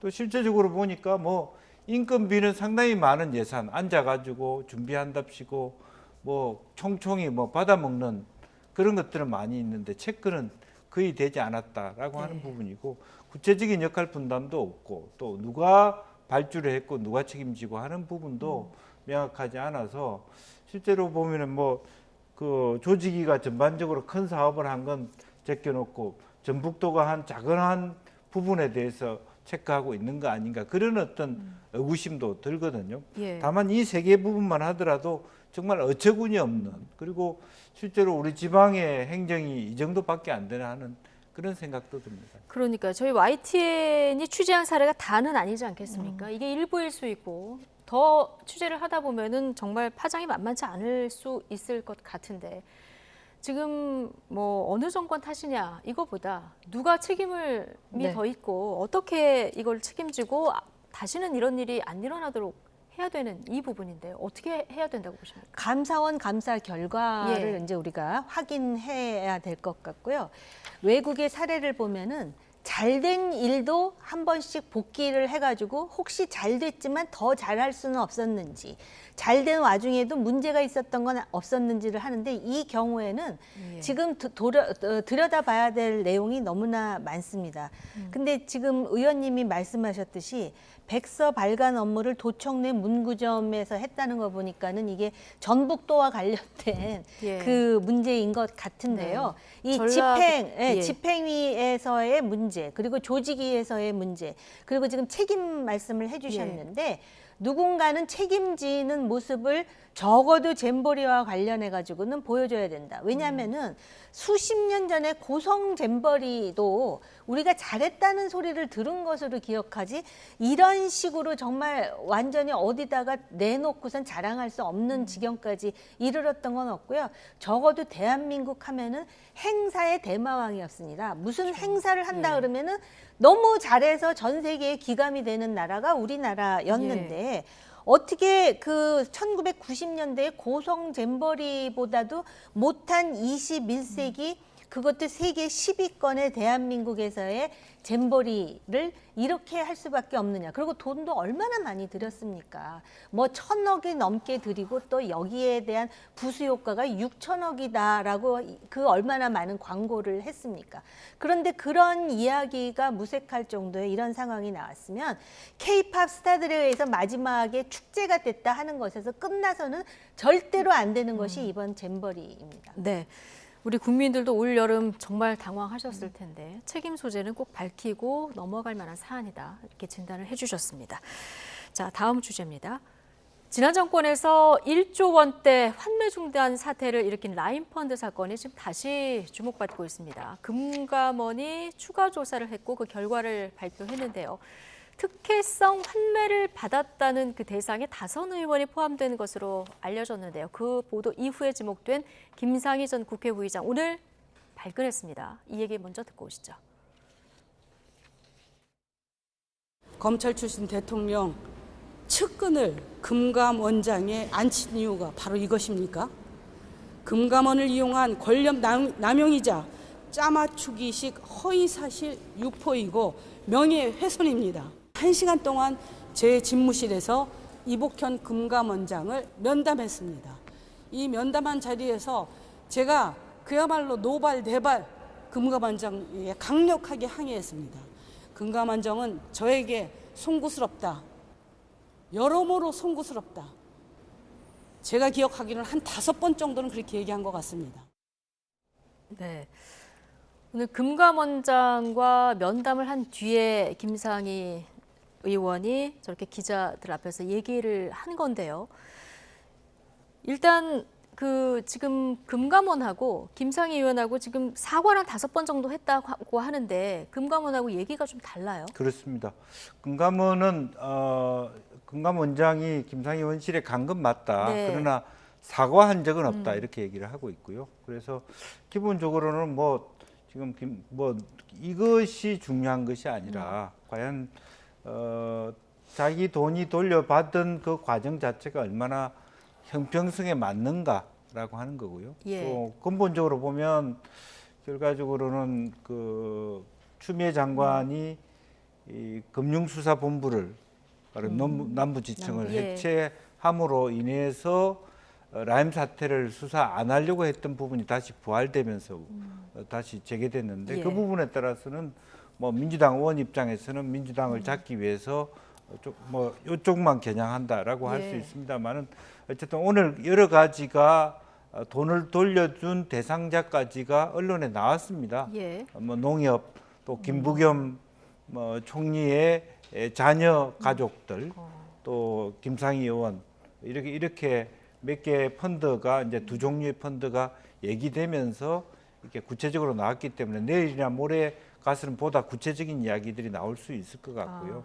무엇보다도 결과적으로는 왜 그 사람들만 미리 한 달 전에 돈을 돌려받게 되었는가라고 예. 하는 부분에 대해서 이게 지금 뭐 굉장히 뭐 수천 명, 5천 명 가까운 피해자가 있는 큰 사건이라 1조가 넘는 사건이라서 그냥 일반 그 피해자들이 이 문제를 그냥 넘어갈 수는 없을 것 네. 같고요. 또 김상희 의원도 본인이 억울한 부분이 있다 하더라도 국회의원이었기 때문에 이런 특혜를 받은 부분이 있다라고 하면 이렇게 큰 소리치고 예. 금감원장이 뭐 송구하다고 했다 이렇게 얘기하면서 진압하기는 어렵다 그렇게 보여집니다. 네, 지금 보시는 것처럼 김상희 의원 금감원 로비 바닥에 앉아서 지금 농성을 하는 모습도 보셨는데요. 자, 금감원은 라인펀드 사태는 기본적으로 유동성 문제, 그러니까 자금이 부족해서 돌려줄 수 없었는데 이게 정상적 환매가 불가능했는데 그런데 이제 몇몇은 돌려받았기 때문에 이게 특혜다 이런 입장 아니겠습니까? 네, 그래서 김상희 의원은 금감위원장이 송구스럽다라는 말을 5번 정도 얘기했다 그러는데 금감원에서는 그 브리핑과 관련된 언론 보도 내용을 그 입장을 청취했지 사과나 유감 표명을 한 사실이 없다. 네. 또 이렇게 얘기를 하니까 누구 말이 맞는 것인지 이것도 이제 네. 진위가 확인돼야 하는 일 아니겠습니까? 그렇죠. 김상희 의원으로서는 지금 본인이 억울하고 또 그렇게 환매를 받은 사람이 자기 말고도 여럿 있다 그러지만은요. 이 피눈물을 흘리는 피해자들이 부지기수였습니다. 그리고 그 스타 모빌리티의 김봉현 회장인가요? 그 뇌물 준 문제 또 뭐 탈옥한 문제 때문에 얼마나 시끌시끌했습니까? 그럴 뿐만 아니라 라임 사태 그러면은 또 제가 굳이 여기서 이름은 지명하지 않겠지만 네. 민주당의 정치인들 얘기가 또 나오지 않습니까? 사실 지난 정권에서 이 라임이라든지 옵티머스라든지 디스커버리와 관련해 가지고 무슨 일이 있었는지 그 진실이 뭔지에 대해서 정확하게 그 확인이 됐다라고 보기 어렵습니다. 그래서 실제로 그런 상황인데 어찌됐든 본인이 뭐 2억을 투자했는데 몇 천만 원 손해받고 1억 몇 천만 원들 돌려받았다 하지만 환매가 됐다는 거 아닙니까? 예. 근데 그거 못 해가지고선 평생 모은 재산을 몽땅 잃고 지금 그것 때문에 그 소위 서민들, 개미 투자자들이 이러한 상황에 대해서 과연 김상희 의원을 보면서 어떤 그 심정일까를 한번 돌아보셨으면 하는 생각이 듭니다. 예. 그러니까 이 모두가 돌려받지 못한 시기에 환매를 받은 거지 아니면 뭐 그 전에 좀 그 환매가 했는지 시점도 좀 정확히 나중에 들여다봐야 될 것 같긴 한데 그 전에 한 것으로 받은 것으로 지금 언론을 봤는데 다시 네. 한번 확인해야 될 것 같습니다. 네, 다시 한번 이건 좀 확인을 해야 될 것 같고요. 어쨌든 라임, 옵티머스, 디스커버리 이 사모펀드 네. 여기에 대해서 이복현 금감원장이 취임할 때도 좀 들여다보겠다 이런 의지를 밝혔는데 네. 이거 지금 검찰 재수사 신호탄이라고 봐야 될까요? 신호탄이라고 봐야 되겠죠. 예. 또 기본적으로 보면 이제 그동안의 금융 범죄 뭐 그런 것들이 뭐 라임 옵티머스 이게 그 결과적으로는 문재인 정부 안에서 계속 논의가 됐는데 실제로 추미애 장관이 억지로 수면 안으로 집어넣은 것이고 또 그런 부분에서 중요한 한동훈 장관이 얘기한 것처럼 사실은 그와 같은 그 기능들이 단순히 하루아침에 그런 어떤 수법에 대한 조사를 검사들이 가질 수 있는 시간들이 꽤 요한다 그래요. 네. 단순히 뭐 수사해봐라고 수사되는 것이 아니기 때문에 그런 부분에 대해서 다시 부활한다는 의미를 갖고 있지 않느냐 그렇게 보여집니다. 근데 이 부분과 예. 관련해서 간단하게 하나 더 짚고 넘어갈 거는 제가 아까 민주당 정치인들에 대해서 그 3명이 있습니다. 얘기를 했는데요. 그 검사 접대받은 것도 사실 라임 사태와 관련해 가지고 네. 얘기가 나오지 않았습니까? 네. 그래서 뭐 술집에서 했는데 지금 2심에서도 무죄 나왔다는 그거는 다 거예요. 무죄로 나오고. 그런데 네. 이 무죄 나온 것에 대해서 국민적 상식으로는 그거 고개를 끄덕일 수 있을까? 제가 어찌됐든 간에 이러한 문제와 관련해서 상식적으로 좀 형평성을 우리가 견제해야 된다는 차원에서 요거를 간단히 짚어드렸습니다. 네, 알겠습니다. 자, 수사가 어떻게 되는지 보고요. 너무 무거운 얘기들만 해서 오늘 금요일이니까 좀 마지막에 좀 숨 쉴 수 있는 그런 얘기를 잠깐 짧게 할 텐데 10월 2일이 임시 공휴일로 지정이 될 것 같아요. 그러면 6일 정도 네. 휴일이 보장이 되는 거죠? 네, 뭐 6일 정도 되면 상당히 그게 이제 내수 진작의 효과라든지 또 편안하게 뭐 반은 놀고 반은 좀 더 준비해서 쉬어갈 수 있는 여러 가지 어떤 개인에 따른 다양한 어떤 계획을 세울 수 있는 부분이고요. 또 그래서 그것이 이제 임시 공휴일은 아시는 바와 같이 대체 공휴일하고 다릅니다. 네. 대체 공휴일은 사실은 공휴일이 일요일이 걸렸거나 이렇게 휴일이 됐을 때 다른 날짜를 잡는 데 비해서 이번은 그 징검다리 공휴일 사이를 임시 공휴일을 예. 했기 때문에 아마 이번에도 상당히 많은 긴 휴가 동안에 외국에 많이 가시기도 하고 또 예. 고향을 가기도 하고 다채로운 어떤 휴가 활동이라 또 경제 활동이 있을 수 있지 않겠나 네. 그렇게 기대가 됩니다. 6일 쉰다면 대부분이 좋으시지만 이 와중에 뭐 이 쉬는 날이 많아지는 걸 또 더 이렇게 어렵게 생각하시는 분들도 있는 상황이긴 한데 어쨌든 이렇게 연휴가 쭉 이어지면 내수 진작 효과는 뭐 좀 기대해봐도 되겠죠. 이제 아마 그런 것도 고려해가지고선 임시 공휴일 그 주가 유난히 다른 그 연휴에 비해서 유난히 공휴일이 그리고 뒷주에 또 이제 뭐 한글날 뭐 해가지고 또 그렇죠. 연휴가 있더라고요. 그래서 그 원하는 대로 내수 진작도 되고 또 그동안 그 여러 가지 시름에 잠겨 있던 우리 국민들이 이 하루의 휴식을 통해서 재충전이 되면 좋겠죠. 네.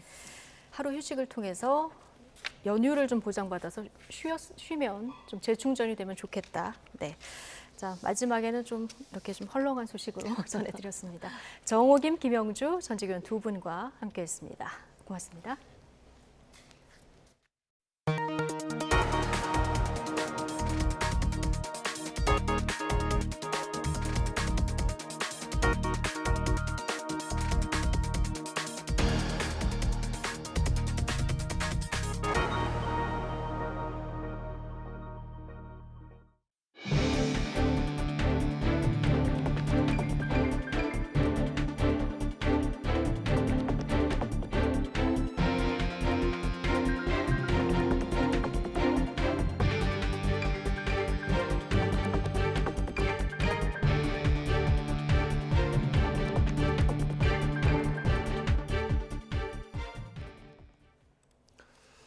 도쿄전력이 어제 후쿠시마 원전 오염수의 해양 방류 이후 처음으로 원전 주변 해역에서 채취한 바닷물의 삼중수소 농도를 채취한 결과 기준치 이하로 나타났다고 밝혔습니다.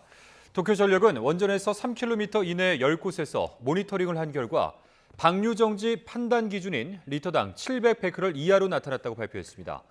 도쿄전력은 오염수 방류 후 원전에서 3km 이내 해역 10곳을 대상으로 한 달 동안은 매일, 이후에는 주 1회 삼중수소 농도를 측정할 방침입니다. 이와 별도로 일본 환경성도 오늘 오전 해양 방류 이후 처음으로 원전 주변 바닷물의 삼중수소 측정에 나섰고 결과는 27일에 나올 예정입니다. 네, 일본 후쿠시마 오염수 방류가 결국 시작됐지만 원전 사고 후 떠난 주민들이 돌아오지 않으면서 현지 마을들은 옛 모습을 되찾지 못하고 있습니다. 저희 취재진이 후쿠시마 제1원전에서 가장 가까운 후타바 마을에 직접 가봤습니다. 현지에서 조수현 기자가 전해드립니다. 후쿠시마 제1원전에서 5km 떨어진 후타바 마을. 2011년 3월 대지진과 원전 폭발 사고의 직격탄을 맞은 곳인데 폐허처럼 변했습니다. 주인 없이 방치된 주택을 들여다보니 유리 파편과 가재 도구들이 바닥에 널브러져 있고 집안 2층에는 낡은 빨랫대에 빛바랜 옷이 그대로 걸려 있습니다. 주민들은 어디에도 찾아볼 수 없고 파손된 주택 주변으로는 잡초만 무성하게 자라 있습니다. 유일하게 눈에 띈 인적은 공사 노동자들.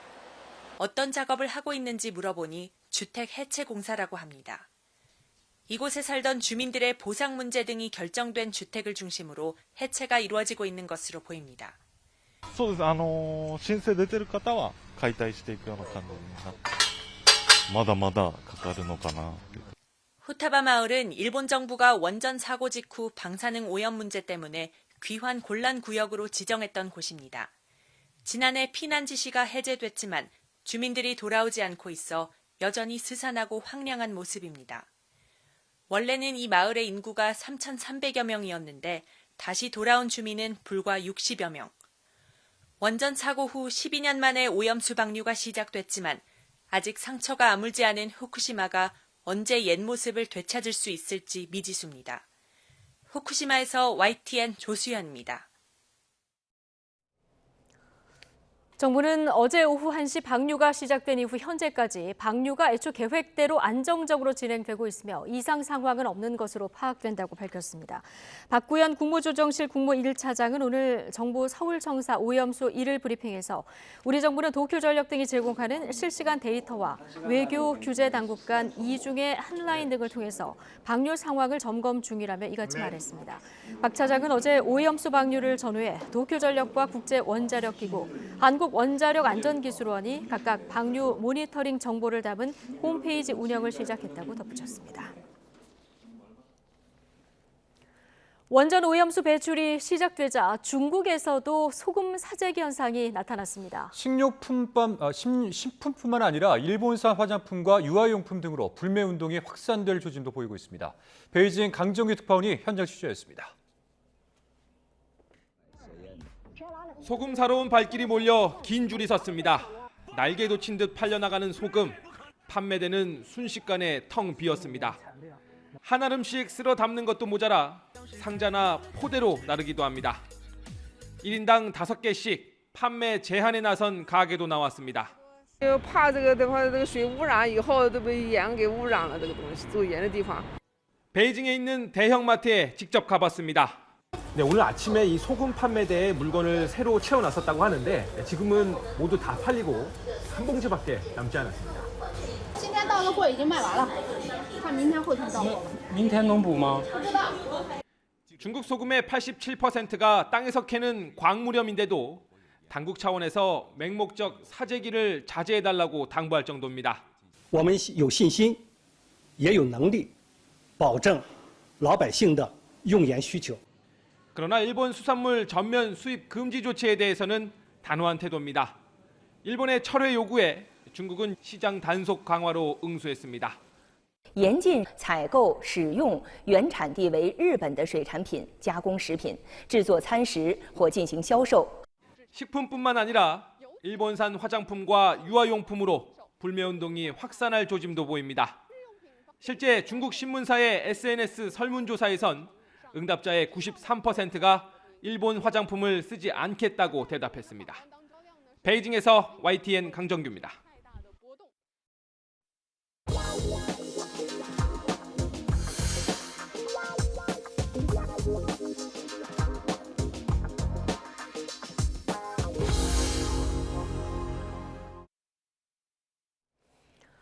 서울 신림동 등산로에서 여성을 성폭행하고 살해한 최윤종이 검찰에 넘겨졌습니다. 신상 공개 후 얼굴을 드러낸 최윤종은 우발적 범행을 주장했지만 경찰은 계획적으로 범행한 것으로 보고 강간 살인 혐의를 적용했습니다. 김태훈 기자입니다. 신림동 성폭행 살인 피의자 30살 최윤종이 검찰에 넘겨지기 위해 경찰서로 나섭니다. 신상 공개 이후 처음으로 얼굴을 드러낸 최윤종은 기다리던 취재진을 보고 놀란 듯한 반응을 보였습니다.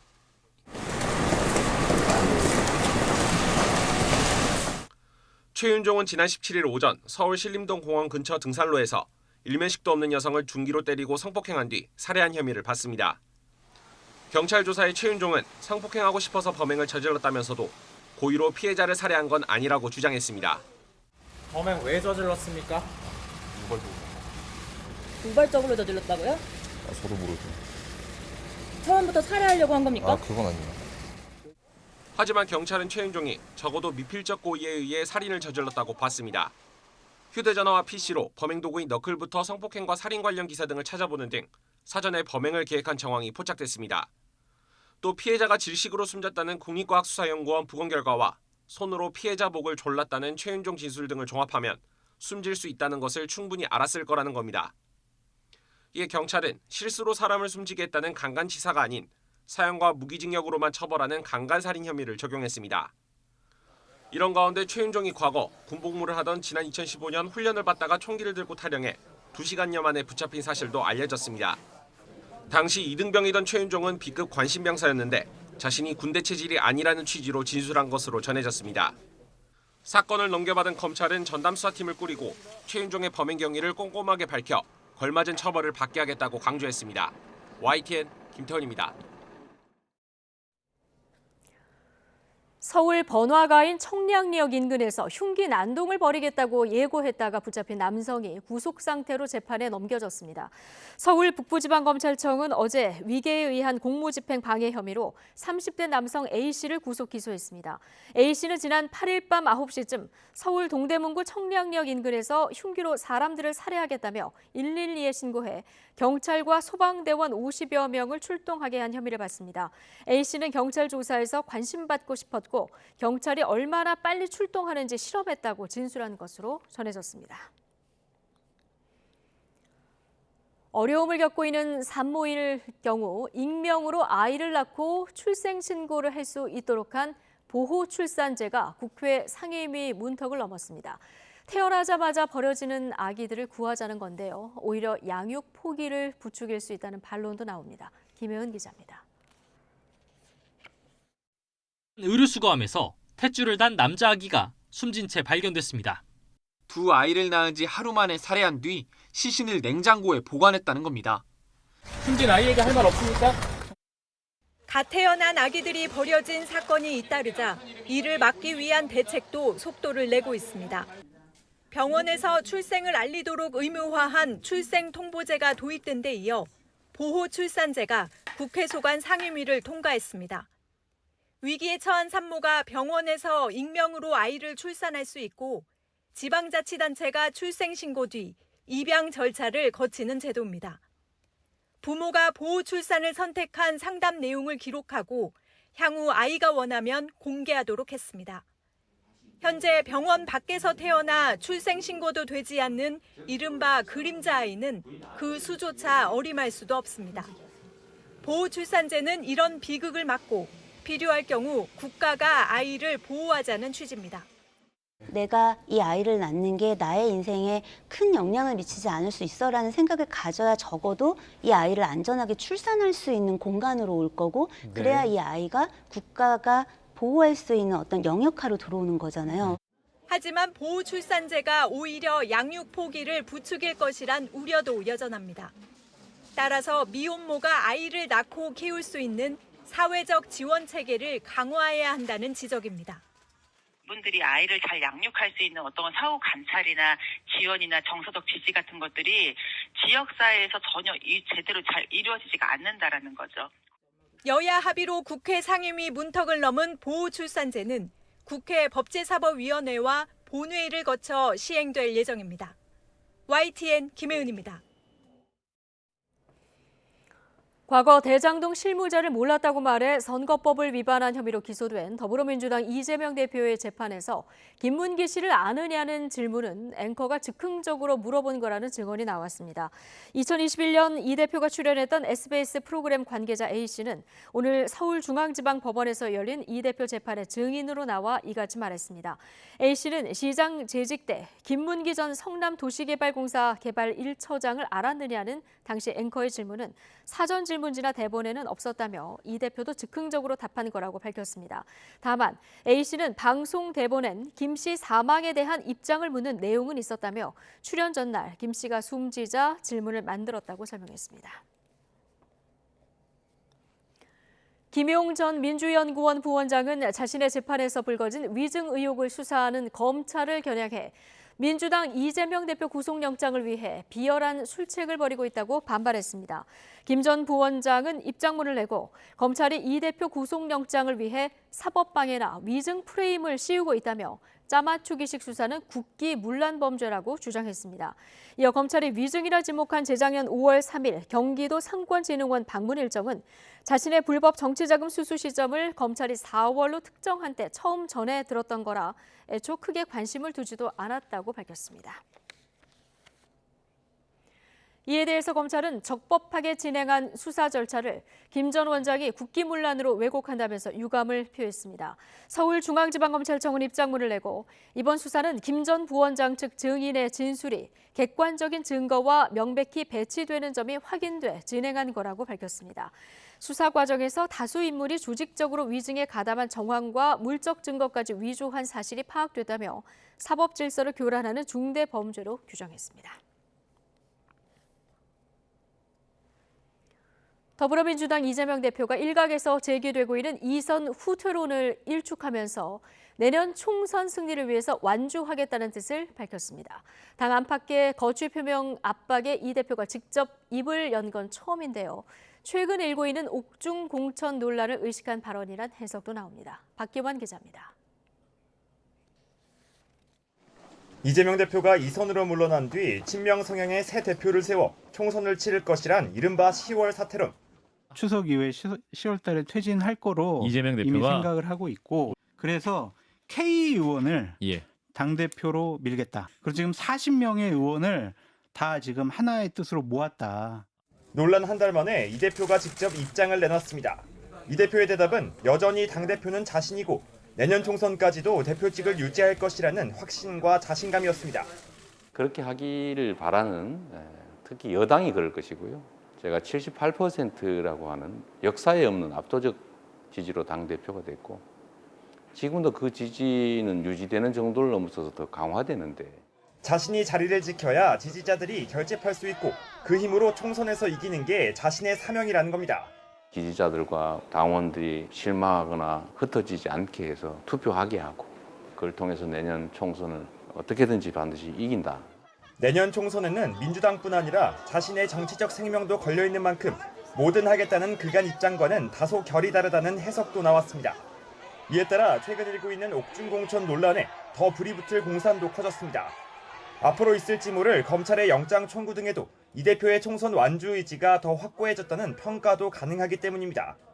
총선하지 말자는 거죠. 정치적인 탄압이나 뭐 민주화 운동하다가 들어간 게 아니고 그러니까 개인 법원 판결에서 구속이 됐는데 옥중공천을 했던 사례가 있나요? 물론 사법 리스크가 재부각되고 리더십이 다시 흔들리는 상황에서 당내 기강을 다잡기 위한 계산된 발언이란 분석도 있습니다. 국민의힘은 도덕성을 고리로 전당내외 돈봉투 의혹 등을 싸잡아 이 대표에 대한 압박 강도를 높이고 있습니다. 대장동 게이트의 몸통인 이재명 대표를 비롯해 전당대회 돈봉투, 코인 게이트까지 전대미문의 범죄 사건에는 민주당의 이름이 빠지지 않고 등장하고 있습니다. 이재명 대표가 일단 10월 사퇴 선언을 일축했지만 향후 검찰 수사 방향과 당 지지율 변동에 따라 어떤 정치적 승부수를 띄울지는 조금 더 지켜봐야 할 것으로 보입니다. YTN 박견입니다. 안희정 전 충남지사 측이 2년 만에 다시 열린 성폭력 피해자 김지은 씨와의 민사소송 재판에서 배상 책임을 거듭 부인했습니다. 안 전 지사 측 변호인은 오늘 서울중앙지방법원에서 열린 변론기일에서 형사사건에서 유죄 판결이 났고 행위 자체를 부인하지는 않지만 손해배상 소송에서 하나의 증거에 불과하다고 주장했습니다. 안 전 지사 측은 또 1차 가해뿐 아니라 형사재판 과정에서 입은 2차 가해도 배상해야 한다는 김 씨 측 주장에 재판 중인 상황이었고 2심 이후에는 구속돼 영향을 미칠 수 없었다고 반박했습니다.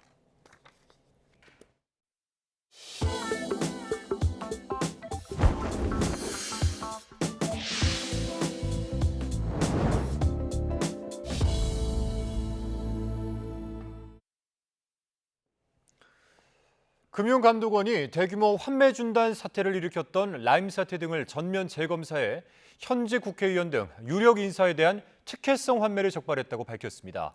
전 정권에서 봐주기 수사 의혹이 불거졌던 이 3대 펀드 사건을 다시 정조준한 건데 사태가 새 국면을 맞았다는 분석이 나오고 있습니다. 엄윤주 기자입니다. 역대 최연소이자 검찰 출신으로는 처음으로 금융감독원의 수장을 맡게 된 이복현 원장. 취임 첫날부터 라임과 옵티머스, 디스커버리 등 3대 사모펀드 사건을 다시 들여다보겠다고 강조했습니다. 시장 교란 행위에 대해서는 종전과 같이 엄격한 잣대를 적용해야 합니다. 이후 관련 TF를 설치해 추가 조사를 하고 검사 결과를 발표했습니다.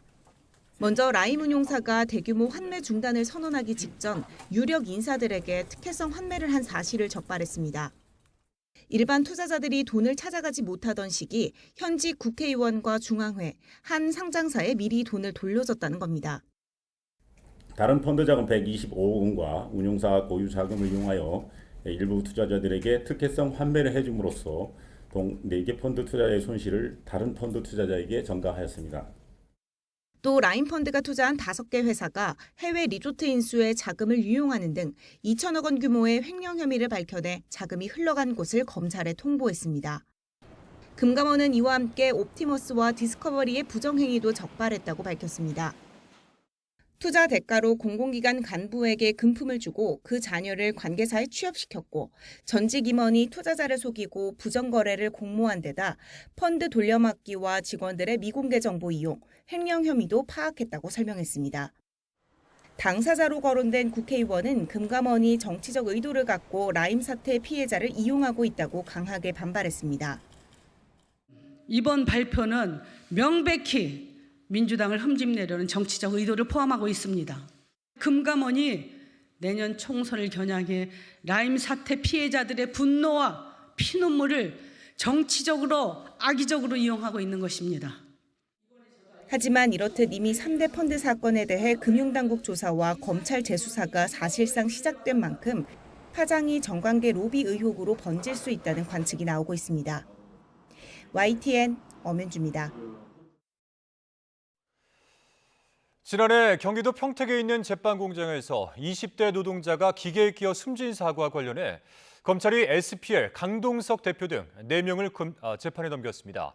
반복된 사고에 책임을 묻겠다는 것으로 중대재해처벌법이 시행된 이후 재발방지책 이행 의무 위반으로 기소된 건 이번이 처음입니다. 김다현 기자가 보도합니다. 지난해 10월 경기도 평택에 있는 SPC그룹 계열 SPL 제빵 공장에서 20대 노동자가 샌드위치 소스를 섞는 기계에 상반신이 끼어 숨졌습니다. 이 사건을 수사하던 검찰은 SPL 강동석 대표에게 책임이 있다고 보고 중대재해처벌법 위반 등 혐의를 적용해 불구속 상태로 재판에 넘겼습니다. 검찰은 기계 끼임 사고가 반복되는데도 강 대표가 재발 방지책을 형식적으로만 마련했을 뿐 충실히 이행하지 않았다고 판단했습니다. 지난해 1월 중대재해처벌법이 시행된 이후 재발 방지책 수립 이행 의무 위반으로 기소된 건 강 대표가 처음입니다. 실제로 SPL에서는 강 대표가 취임한 이후에만 2건이 발생하는 등 최근 3년간 모두 12건의 끼임 사고가 발생했습니다. 검찰은 또 SPL의 안전관리 실태에 전반적으로 문제가 있다고 판단했습니다. 먼저 지난 2013년부터 의무화된 안전장치를 기계에 설치하지 않았고 위험한 작업을 할 때도 2인 1조로 인력을 배치하지 않았다고 봤습니다. 또 반기별 안전점검 과정에서 기계들이 이미 안전장치를 갖추어 추가 조치가 필요 없다며 실제와 다르게 평가해온 사실도 조사 결과 드러났습니다. 검찰은 강 대표와 함께 안전조치 의무를 다하지 않은 공장장 등 3명도 업무상 과실치사 혐의를 적용해 재판에 넘겼습니다. 다만 SPC그룹의 허영인 대표는 안전보건 업무와 관련해 결정권을 가졌다고 보기 어렵다며 혐의 없음 처분했습니다. 허 대표를 고소했던 유족 측은 강하게 반발했습니다. 무혐의 결정에 대해서 동의할 수 없고 불복을 할 예정입니다. 실질적인 책임자가 책임을 지는 것이 있어야 실제로 SPC그룹이 변하지 않겠냐라고 생각을 하고 있습니다. 유족 측은 SPC 허영인 대표에 대한 처벌이 이루어져야 한다며 불기소 결정문을 받는 대로 검찰에 항고할 예정입니다. YTN 김다현입니다. 서희초 교사 49제인 다음 달 4일 교사들이 우회 파업을 추진하는 데 대해서 교육부가 제동을 걸었습니다. 하지만 서울교육감 등 일부 교육감이 지지한다고 밝히면서 갈등이 예고됐습니다. 김연아 기자입니다. 서희초 교사 사망의 원인으로 지목된 학부모 악성 민원이 무혐의 혐의로 결론난 데 대해 교사들이 비판의 목소리를 높였습니다. 이들은 고인에게 민원을 제기했던 학부모들이 현직 경찰과 검찰 사무관이었다며 수사를 다시 해야 한다고 촉구했습니다. 성역 없는 수사로 철저하게 진상을 규명하라. 규명하라. 하나, 소위 연필 사건 학부모 민원의 실상을 밝혀라. 교권 보호 대책을 촉구하는 교사 집회도 한 달 넘게 이어지고 있습니다. 특히 서희초 교사 49제인 다음 달 4일 교사들이 집단 연가를 내 우회 파업을 하려는 데 대해 교육부는 2학기 정상적인 학사 운영을 저해할 우려가 있다며 거듭 반대했습니다. 우리 학생들이 교육받을 권리는 헌법으로 보장하고 있는 권리입니다. 그렇기에 공교육은 멈춤의 대상이 아닙니다. 만일 학교장이 재량권을 일탈하여 9월 4일을 재량 휴업일로 지정한다면 이는 법령 위반이며 법과 원칙에 따라 엄정하게 조치하겠다는 말씀을 드립니다. 하지만 조희연 서울시 교육감은 9월 4일을 공교육을 다시 세우는 날로 정하자면서 재량 휴업일 허용은 물론 추모에 참여한 교사들을 끝까지 보호하겠다고 밝혔습니다. 세종과 전북 역시 서희초 교사 49제 추모 집회는 정당하게 가르칠 권리와 제대로 배울 권리를 함께 지키기 위해 모이는 것이라며 동참 의사를 밝혔습니다. 반면 경기도와 강원에선 공교육이 멈추는 것은 바람직하지 않은 만큼 단체 행동을 자제해달라고 당부했습니다. 이미 9월 4일 집단 연가를 통해 추모 집회 참여 의사를 밝힌 교사는 8만 명에 육박하는데 교육당국의 입장이 엇갈리면서 추모 집회 이후 처분을 놓고 교육계 내부 갈등이 커질 가능성도 제기됩니다. YTN 김현아입니다. YTN이 단독 보도했던 대한테니스협회장의 전횡과 배임 의혹과 관련해서 대한체육회가 곧 조사에 착수할 예정입니다.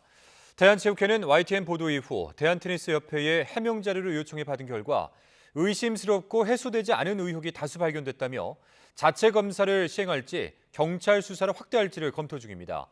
정희균 대한테니스협회장은 취임 이후 별도의 사단법인을 만들어 협회 수익을 별도로 관리하고 부인 회사에 회계 업무를 맡기는 등 전횡과 배임 의혹을 받고 있습니다. 경찰이 아파트 부실 시공 문제와 관련해 한국토지주택공사 LH의 경남 진주 본사에 대한 강제 수사에 나섰습니다. 경기 북부경찰청과 경남경찰청은 오늘 오전 10시부터 LH 본사와 양산 사업당 등 3곳을 압수수색하고 있습니다. 경찰 관계자는 본격적인 수사에 앞서 자료를 확보하기 위한 것이라며 주택법과 건축법 위반 혐의가 있는지 들여다볼 것이라고 밝혔습니다. 수도권에서 전기 부족으로 부동산 개발 사업 등이 인허가에 차질을 빚는 경우가 속출하고 있습니다. 이미 상당히 진행된 사업도 중단되거나 개발 일정이 지연되며 사업자들이 금융 조달 등의 어려움을 겪고 있습니다. 이동우 기자가 취재했습니다. 경기도 고양시 일산의 대규모 공연장과 상업시설, 호텔, 테마파크 등 K콘텐츠 복합단지로 건설하고 있는 CJ 라이브시티. 개장 이후 10년 동안 30조 원의 경제 파급 효과와 20만 명의 취업 유발 효과가 기대되는 대규모 사업입니다. 사업비 3조 원 가운데 이미 수천억 원을 투입한 상태지만 현재는 공사가 중단됐습니다. 한전에서 호텔과 쇼핑몰 등에 대한 대용량 전력 공급이 불가하다는 통보를 받았기 때문입니다.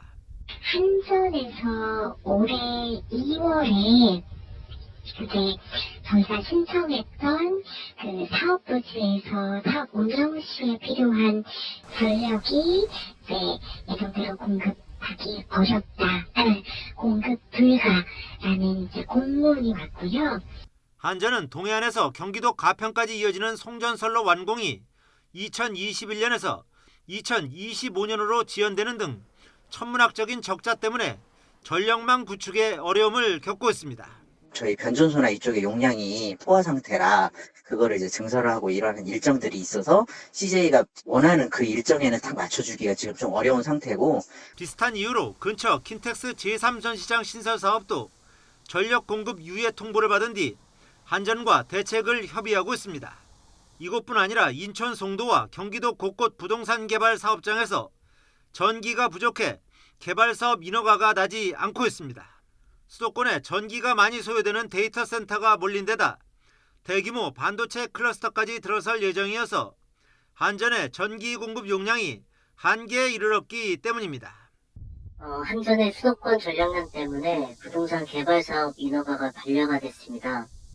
이로 인해 투자 유치와 금융 조달에 어려움을 겪고 있고 자칫 사업 중단 위기에 처할 수도 있습니다. 이처럼 수도권 전력난이 부동산 개발 사업에 걸림돌로 작용하고 있는 만큼 정부와 한전이 특단의 대책을 세워야 한다는 지적이 일고 있습니다.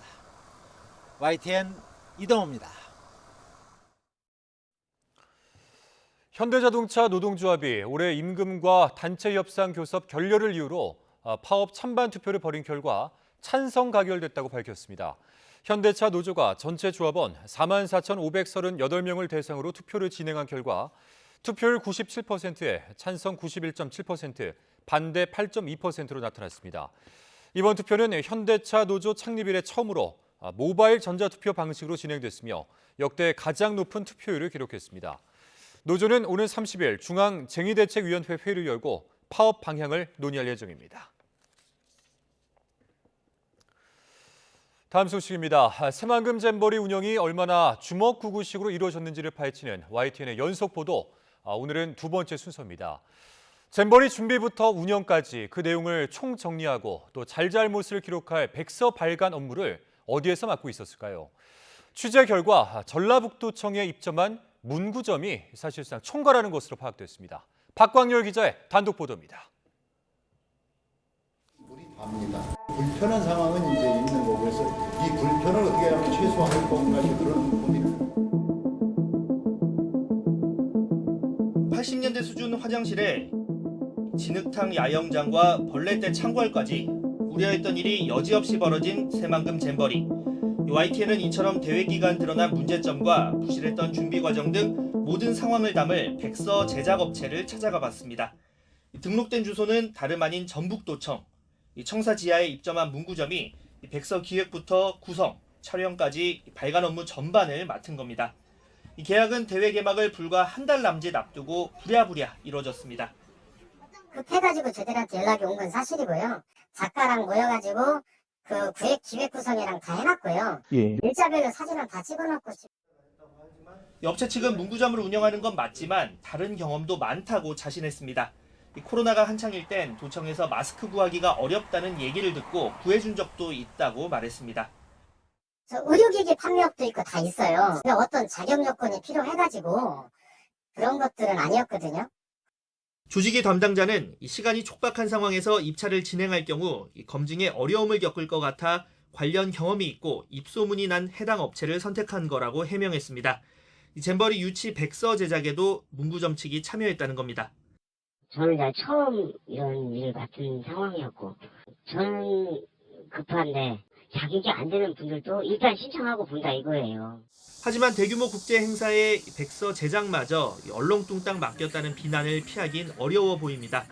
실제로 2018년 평창 동계올림픽 당시엔 전문업체 등을 상대로 복수 입찰을 거쳐 백서 발간 업무를 진행했습니다. 제대로 된 자기 반성과 비판을 백서에 담을지도 의문입니다. 잼버리 조직위에 파견된 공무원 가운데 74%가 전북도청이나 산하 지자체 소속이기 때문입니다. 비정상적인 짬짬이 구조다라고 생각합니다. 특히 이번 잼버리는 무엇이 부족했는지, 누가 책임을 다 하지 않았는지 징비록 쓰듯이 CCBB를 가려서 백서에 담아야지. 매출 대부분을 공무원에 의존하는 전북도청 입점 문구점의 잼버리 백서 제작. 향후 국제행사 유치의 반면교사가 돼야 할 새만금 잼버리가 자화자찬 제19 감싸기식의 공식 기록물로 마무리되는 건 아닌지 우려의 목소리가 나옵니다. YTN 박광렬입니다. 국민의힘은 상징물 제작 계약을 속눈썹 시술업체가 따내는 등 새만금 잼버리 대회 예산 운용에 문제가 있었다는 YTN 연속보도 내용을 거론하며 기형적 예산 집행의 진상을 반드시 규명해야 한다고 강조했습니다. 문종형 상금 부대변인은 국제 행사의 예산 집행 실태가 동네 반상회만도 못한 처참한 수준으로 드러났다며 이같이 밝혔습니다. 이어서 입찰이나 현장 실사 등 기본 절차도 무시하고 전라북도 공무원들의 동네 잔치 수준으로 전락한 잼버리의 부실을 반드시 짚고 넘어가야 한다며 감사원의 철저한 감사와 재발 방지책 마련을 촉구했습니다. 광주 도심 금은방 거리에서 10대들이 유리문을 깨고 귀금속을 훔쳐 달아났다가 경찰에 붙잡혔습니다. 이 거리에서는 8개월 전에도 10대들이 금은방을 털었다가 검거됐는데요. 상인들은 주변에 있던 파출소가 문을 닫으면서 치안이 불안해졌다며 대책 마련을 촉구했습니다. 나현호 기자입니다. 금은방 밖을 서성이는가 싶던 남성들이 갑자기 망치를 꺼내 유리문을 깨부수고 들어갑니다. 천으로 된 덮개를 밀어내더니 진열장을 부수고 귀금속들을 가방에 쓸어 담아 달아납니다. 3층에서 있는데 뱃소리가 나더라고. 내가 밖에 창문 열고 있었어요. 5번을. 사건이 벌어진 건 새벽 시간, 다름 아닌 10대들이 벌인 짓이었습니다.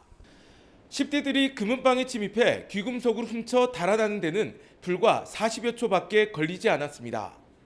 걸어서 도망친 용의자들은 곧바로 추적에 나선 경찰에 40여 분 만에 긴급 체포됐습니다. 낮에 세 명이 밥 먹으면서 한탕 해갖고 서울 가서 쓰자 그래갖고 범행한 거지. 도난당한 귀금속 가운데 일부는 절도범들이 달아나면서 떨어뜨려 피해품을 모두 되찾지는 못했습니다. 범죄가 일어난 광주 충장로 4가 금은방 거리에서는 지난해 12월에도 비슷한 절도 범죄가 있었습니다. 상인들은 금은방 거리 바로 옆 건물만 남다시피 한 충장 파출소를 재가동해달라고 요구하고 있습니다. 금은방만 60여 곳에 달하는 만큼 24시간 치안 활동이 필요하다는 겁니다. 오히려 있던 충파마저도 폐쇄를 한다면 저는 너무나 이런 부분이 좀 아쉽고 어떤 경우라도 충파를 지속적으로 존치하면서 24시간 근무를 했으면 하는. 경찰은 긴급 체포한 10대 3명을 상대로 정확한 사건 경위를 파악한 뒤 구속영장을 신청할 방침입니다. YTN 나연호입니다. 인플루엔자, 즉 독감 환자가 감소세를 보이고는 있지만 여전히 여름철 유행 기준을 웃도는 것으로 나타났습니다. 질병관리청은 지난 13일부터 19일까지 전국 196개 의료기관에 찾은 환자 가운데 인플루엔자 의심 증상을 보인 환자는 1000명당 12명이라고 밝혔습니다. 이는 이번 절기 유행 기준인 4.9명을 2배 넘는 수치로 코로나19 때 잠잠해졌던 독감 유행이 장기화되고 있는 것으로 분석됩니다. 영유아들 사이에서 유행하는 아데노바이러스, 이른바 눈꽃 감기로 입원한 환자도 일주일 만에 10% 늘어난 것으로 나타났습니다. 2030년 완공이 목표인 대구 경북 통합 신공항은 미주나 유럽을 오가는 대형 여객기가 뜨고 내릴 수 있도록 활주로가 만들어집니다. 국토교통부는 이런 계획을 담은 연구 용역을 바탕으로 올해 안에 기본 계획을 수립할 예정입니다. 이윤재 기자입니다. 대구 군위와 경북 의성에 걸쳐진 넓은 땅. 이곳에 3.5km 길이 활주로가 놓이게 됩니다. 4km에 이르는 인천공항보다는 짧지만 운항거리가 가장 긴 A380 기종을 포함해 항공기 대부분이 뜨고 내릴 수 있습니다. 2030년 완공이 목표인 대구 경북 통합 신공항. 이 가운데 민간공항에 윤곽이 나왔습니다. 민간 활주로는 현 단계에서 미주, 유럽 등 중장거리 운항이 가능한 3.5km로 하고 현재 국내 운항 중인 모든 여객과 화물 항공기의 이착륙이 가능합니다. 공항은 축구장 130개, 92만 제곱미터 땅에 만들어지고 여객 터미널은 현재 3배 수준인 1,200만 명이 이용할 수 있도록 설계됩니다. 공항 화물 처리 시설은 지금의 5배, 15만 톤 규모로 만들 예정입니다. 특히 갈수록 늘어나는 공항 수요를 따져 활주로와 터미널을 확장할 수 있도록 여유 공간까지 포함해 밑그림을 그렸습니다. 환경들의 변화가 있기 때문에 지금 현재 단계에서 4타 단계에서는 3,500에 이제 그렇게 하지만은 확장 부지를 통해서 향후 예유권 변화가 되면 그다음에 이제 그 추가 확장하는 걸로 이렇게 협의가 돼서 사업비는 2조 6천억 원으로 비용 대비 수익, 즉 경제적 타당성도 충분하다고 분석됐습니다. 특별법에 따라 예비 타당성 조사가 면제되는 만큼 이번 연구 결과는 국토부가 올해 안에 만들 기본 계획에 대부분 반영됩니다. 지난 14일 심의를 통과한 군공항 이전과 함께 민간공항에 대한 윤곽이 나오면서 신공항 건설이 속도를 내게 됐습니다. YTN 이윤재입니다. 통신업체 직원들이 시골 주택 화재 현장에서 거동이 불편해 누워 지내는 할머니 환자를 구조한 사실이 뒤늦게 알려졌습니다. 자, 화면 준비되어 있습니다. 함께 보시죠. 지난 23일 오후 2시쯤 전라북도 완주군 소양면에 있는 한 단독주택에서 불이 났습니다. 마침 이 통신 점검을 마치고 이곳을 지나던 LG U+ 직원 2사람은 이 화재 현장이 심상치 않다고 판단하고 119에 화재 신고를 한 뒤 불난 집으로 향했습니다. 불붙은 집에서 만난 80대 할아버지는 아내가 아파서 움직이기 힘들다, 집안에 누워 지낸다며 도움을 요청했습니다. 통신사 직원들은 불이 곧 집 전체로 번질 수 있다고 보고 할머니가 누워있는 방으로 들어가 침대째 그대로 들고 밖으로 대피시켰습니다. 이후에 집 주변에 있던 수돗물 호스를 이용해 불을 일부 직접 끄기도 했는데요. 이 화재는 신고를 받고 출동한 119 소방대원에 의해서 20여 분 만에 잡혔습니다. 벽과 지붕, 주택 내부는 탔지만 인명피해는 발생하지 않았습니다. 화재 진압 이후에 통신업체 직원들은 운전하고 지나가다 불을 본 순간 큰 화재가 될 수도 있다는 걸 직감했고 그런 상황이면 아마도 누구나 그렇게 도움을 줬을 것이라고 말했습니다.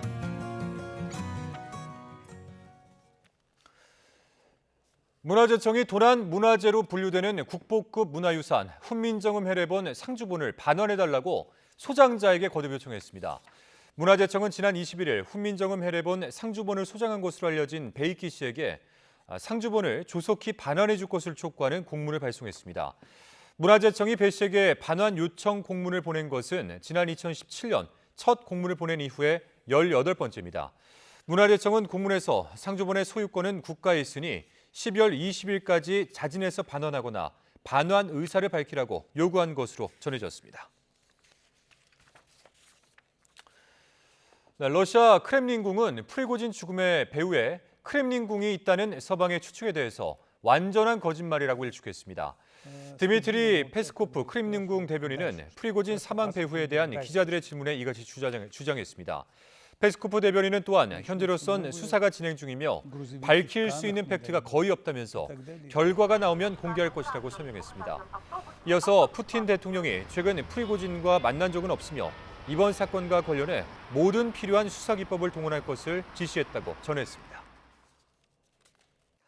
주말인 내일도 30도를 웃도는 무더위가 기승을 부리겠습니다. 내륙 곳곳에 폭염주의보가 내려진 가운데 막바지 더위가 기승을 부릴 것으로 보이는데요.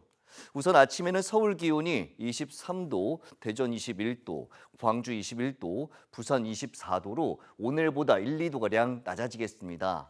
하지만 한낮에는 서울 기온이 31도, 대전 32도, 광주 32도, 부산도 32도까지 오르는 등 오늘보다 높아지며 조금 더 더워지겠습니다.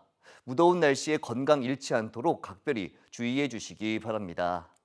하늘은 대체로 맑겠습니다. 다만 아침까지 안개가 매우 짙게 끼는 곳이 많겠고 낮에는 전국적으로 자외선이 무척 강해지겠습니다. 또 오존 농도가 짙게 나타나는 곳도 많겠습니다.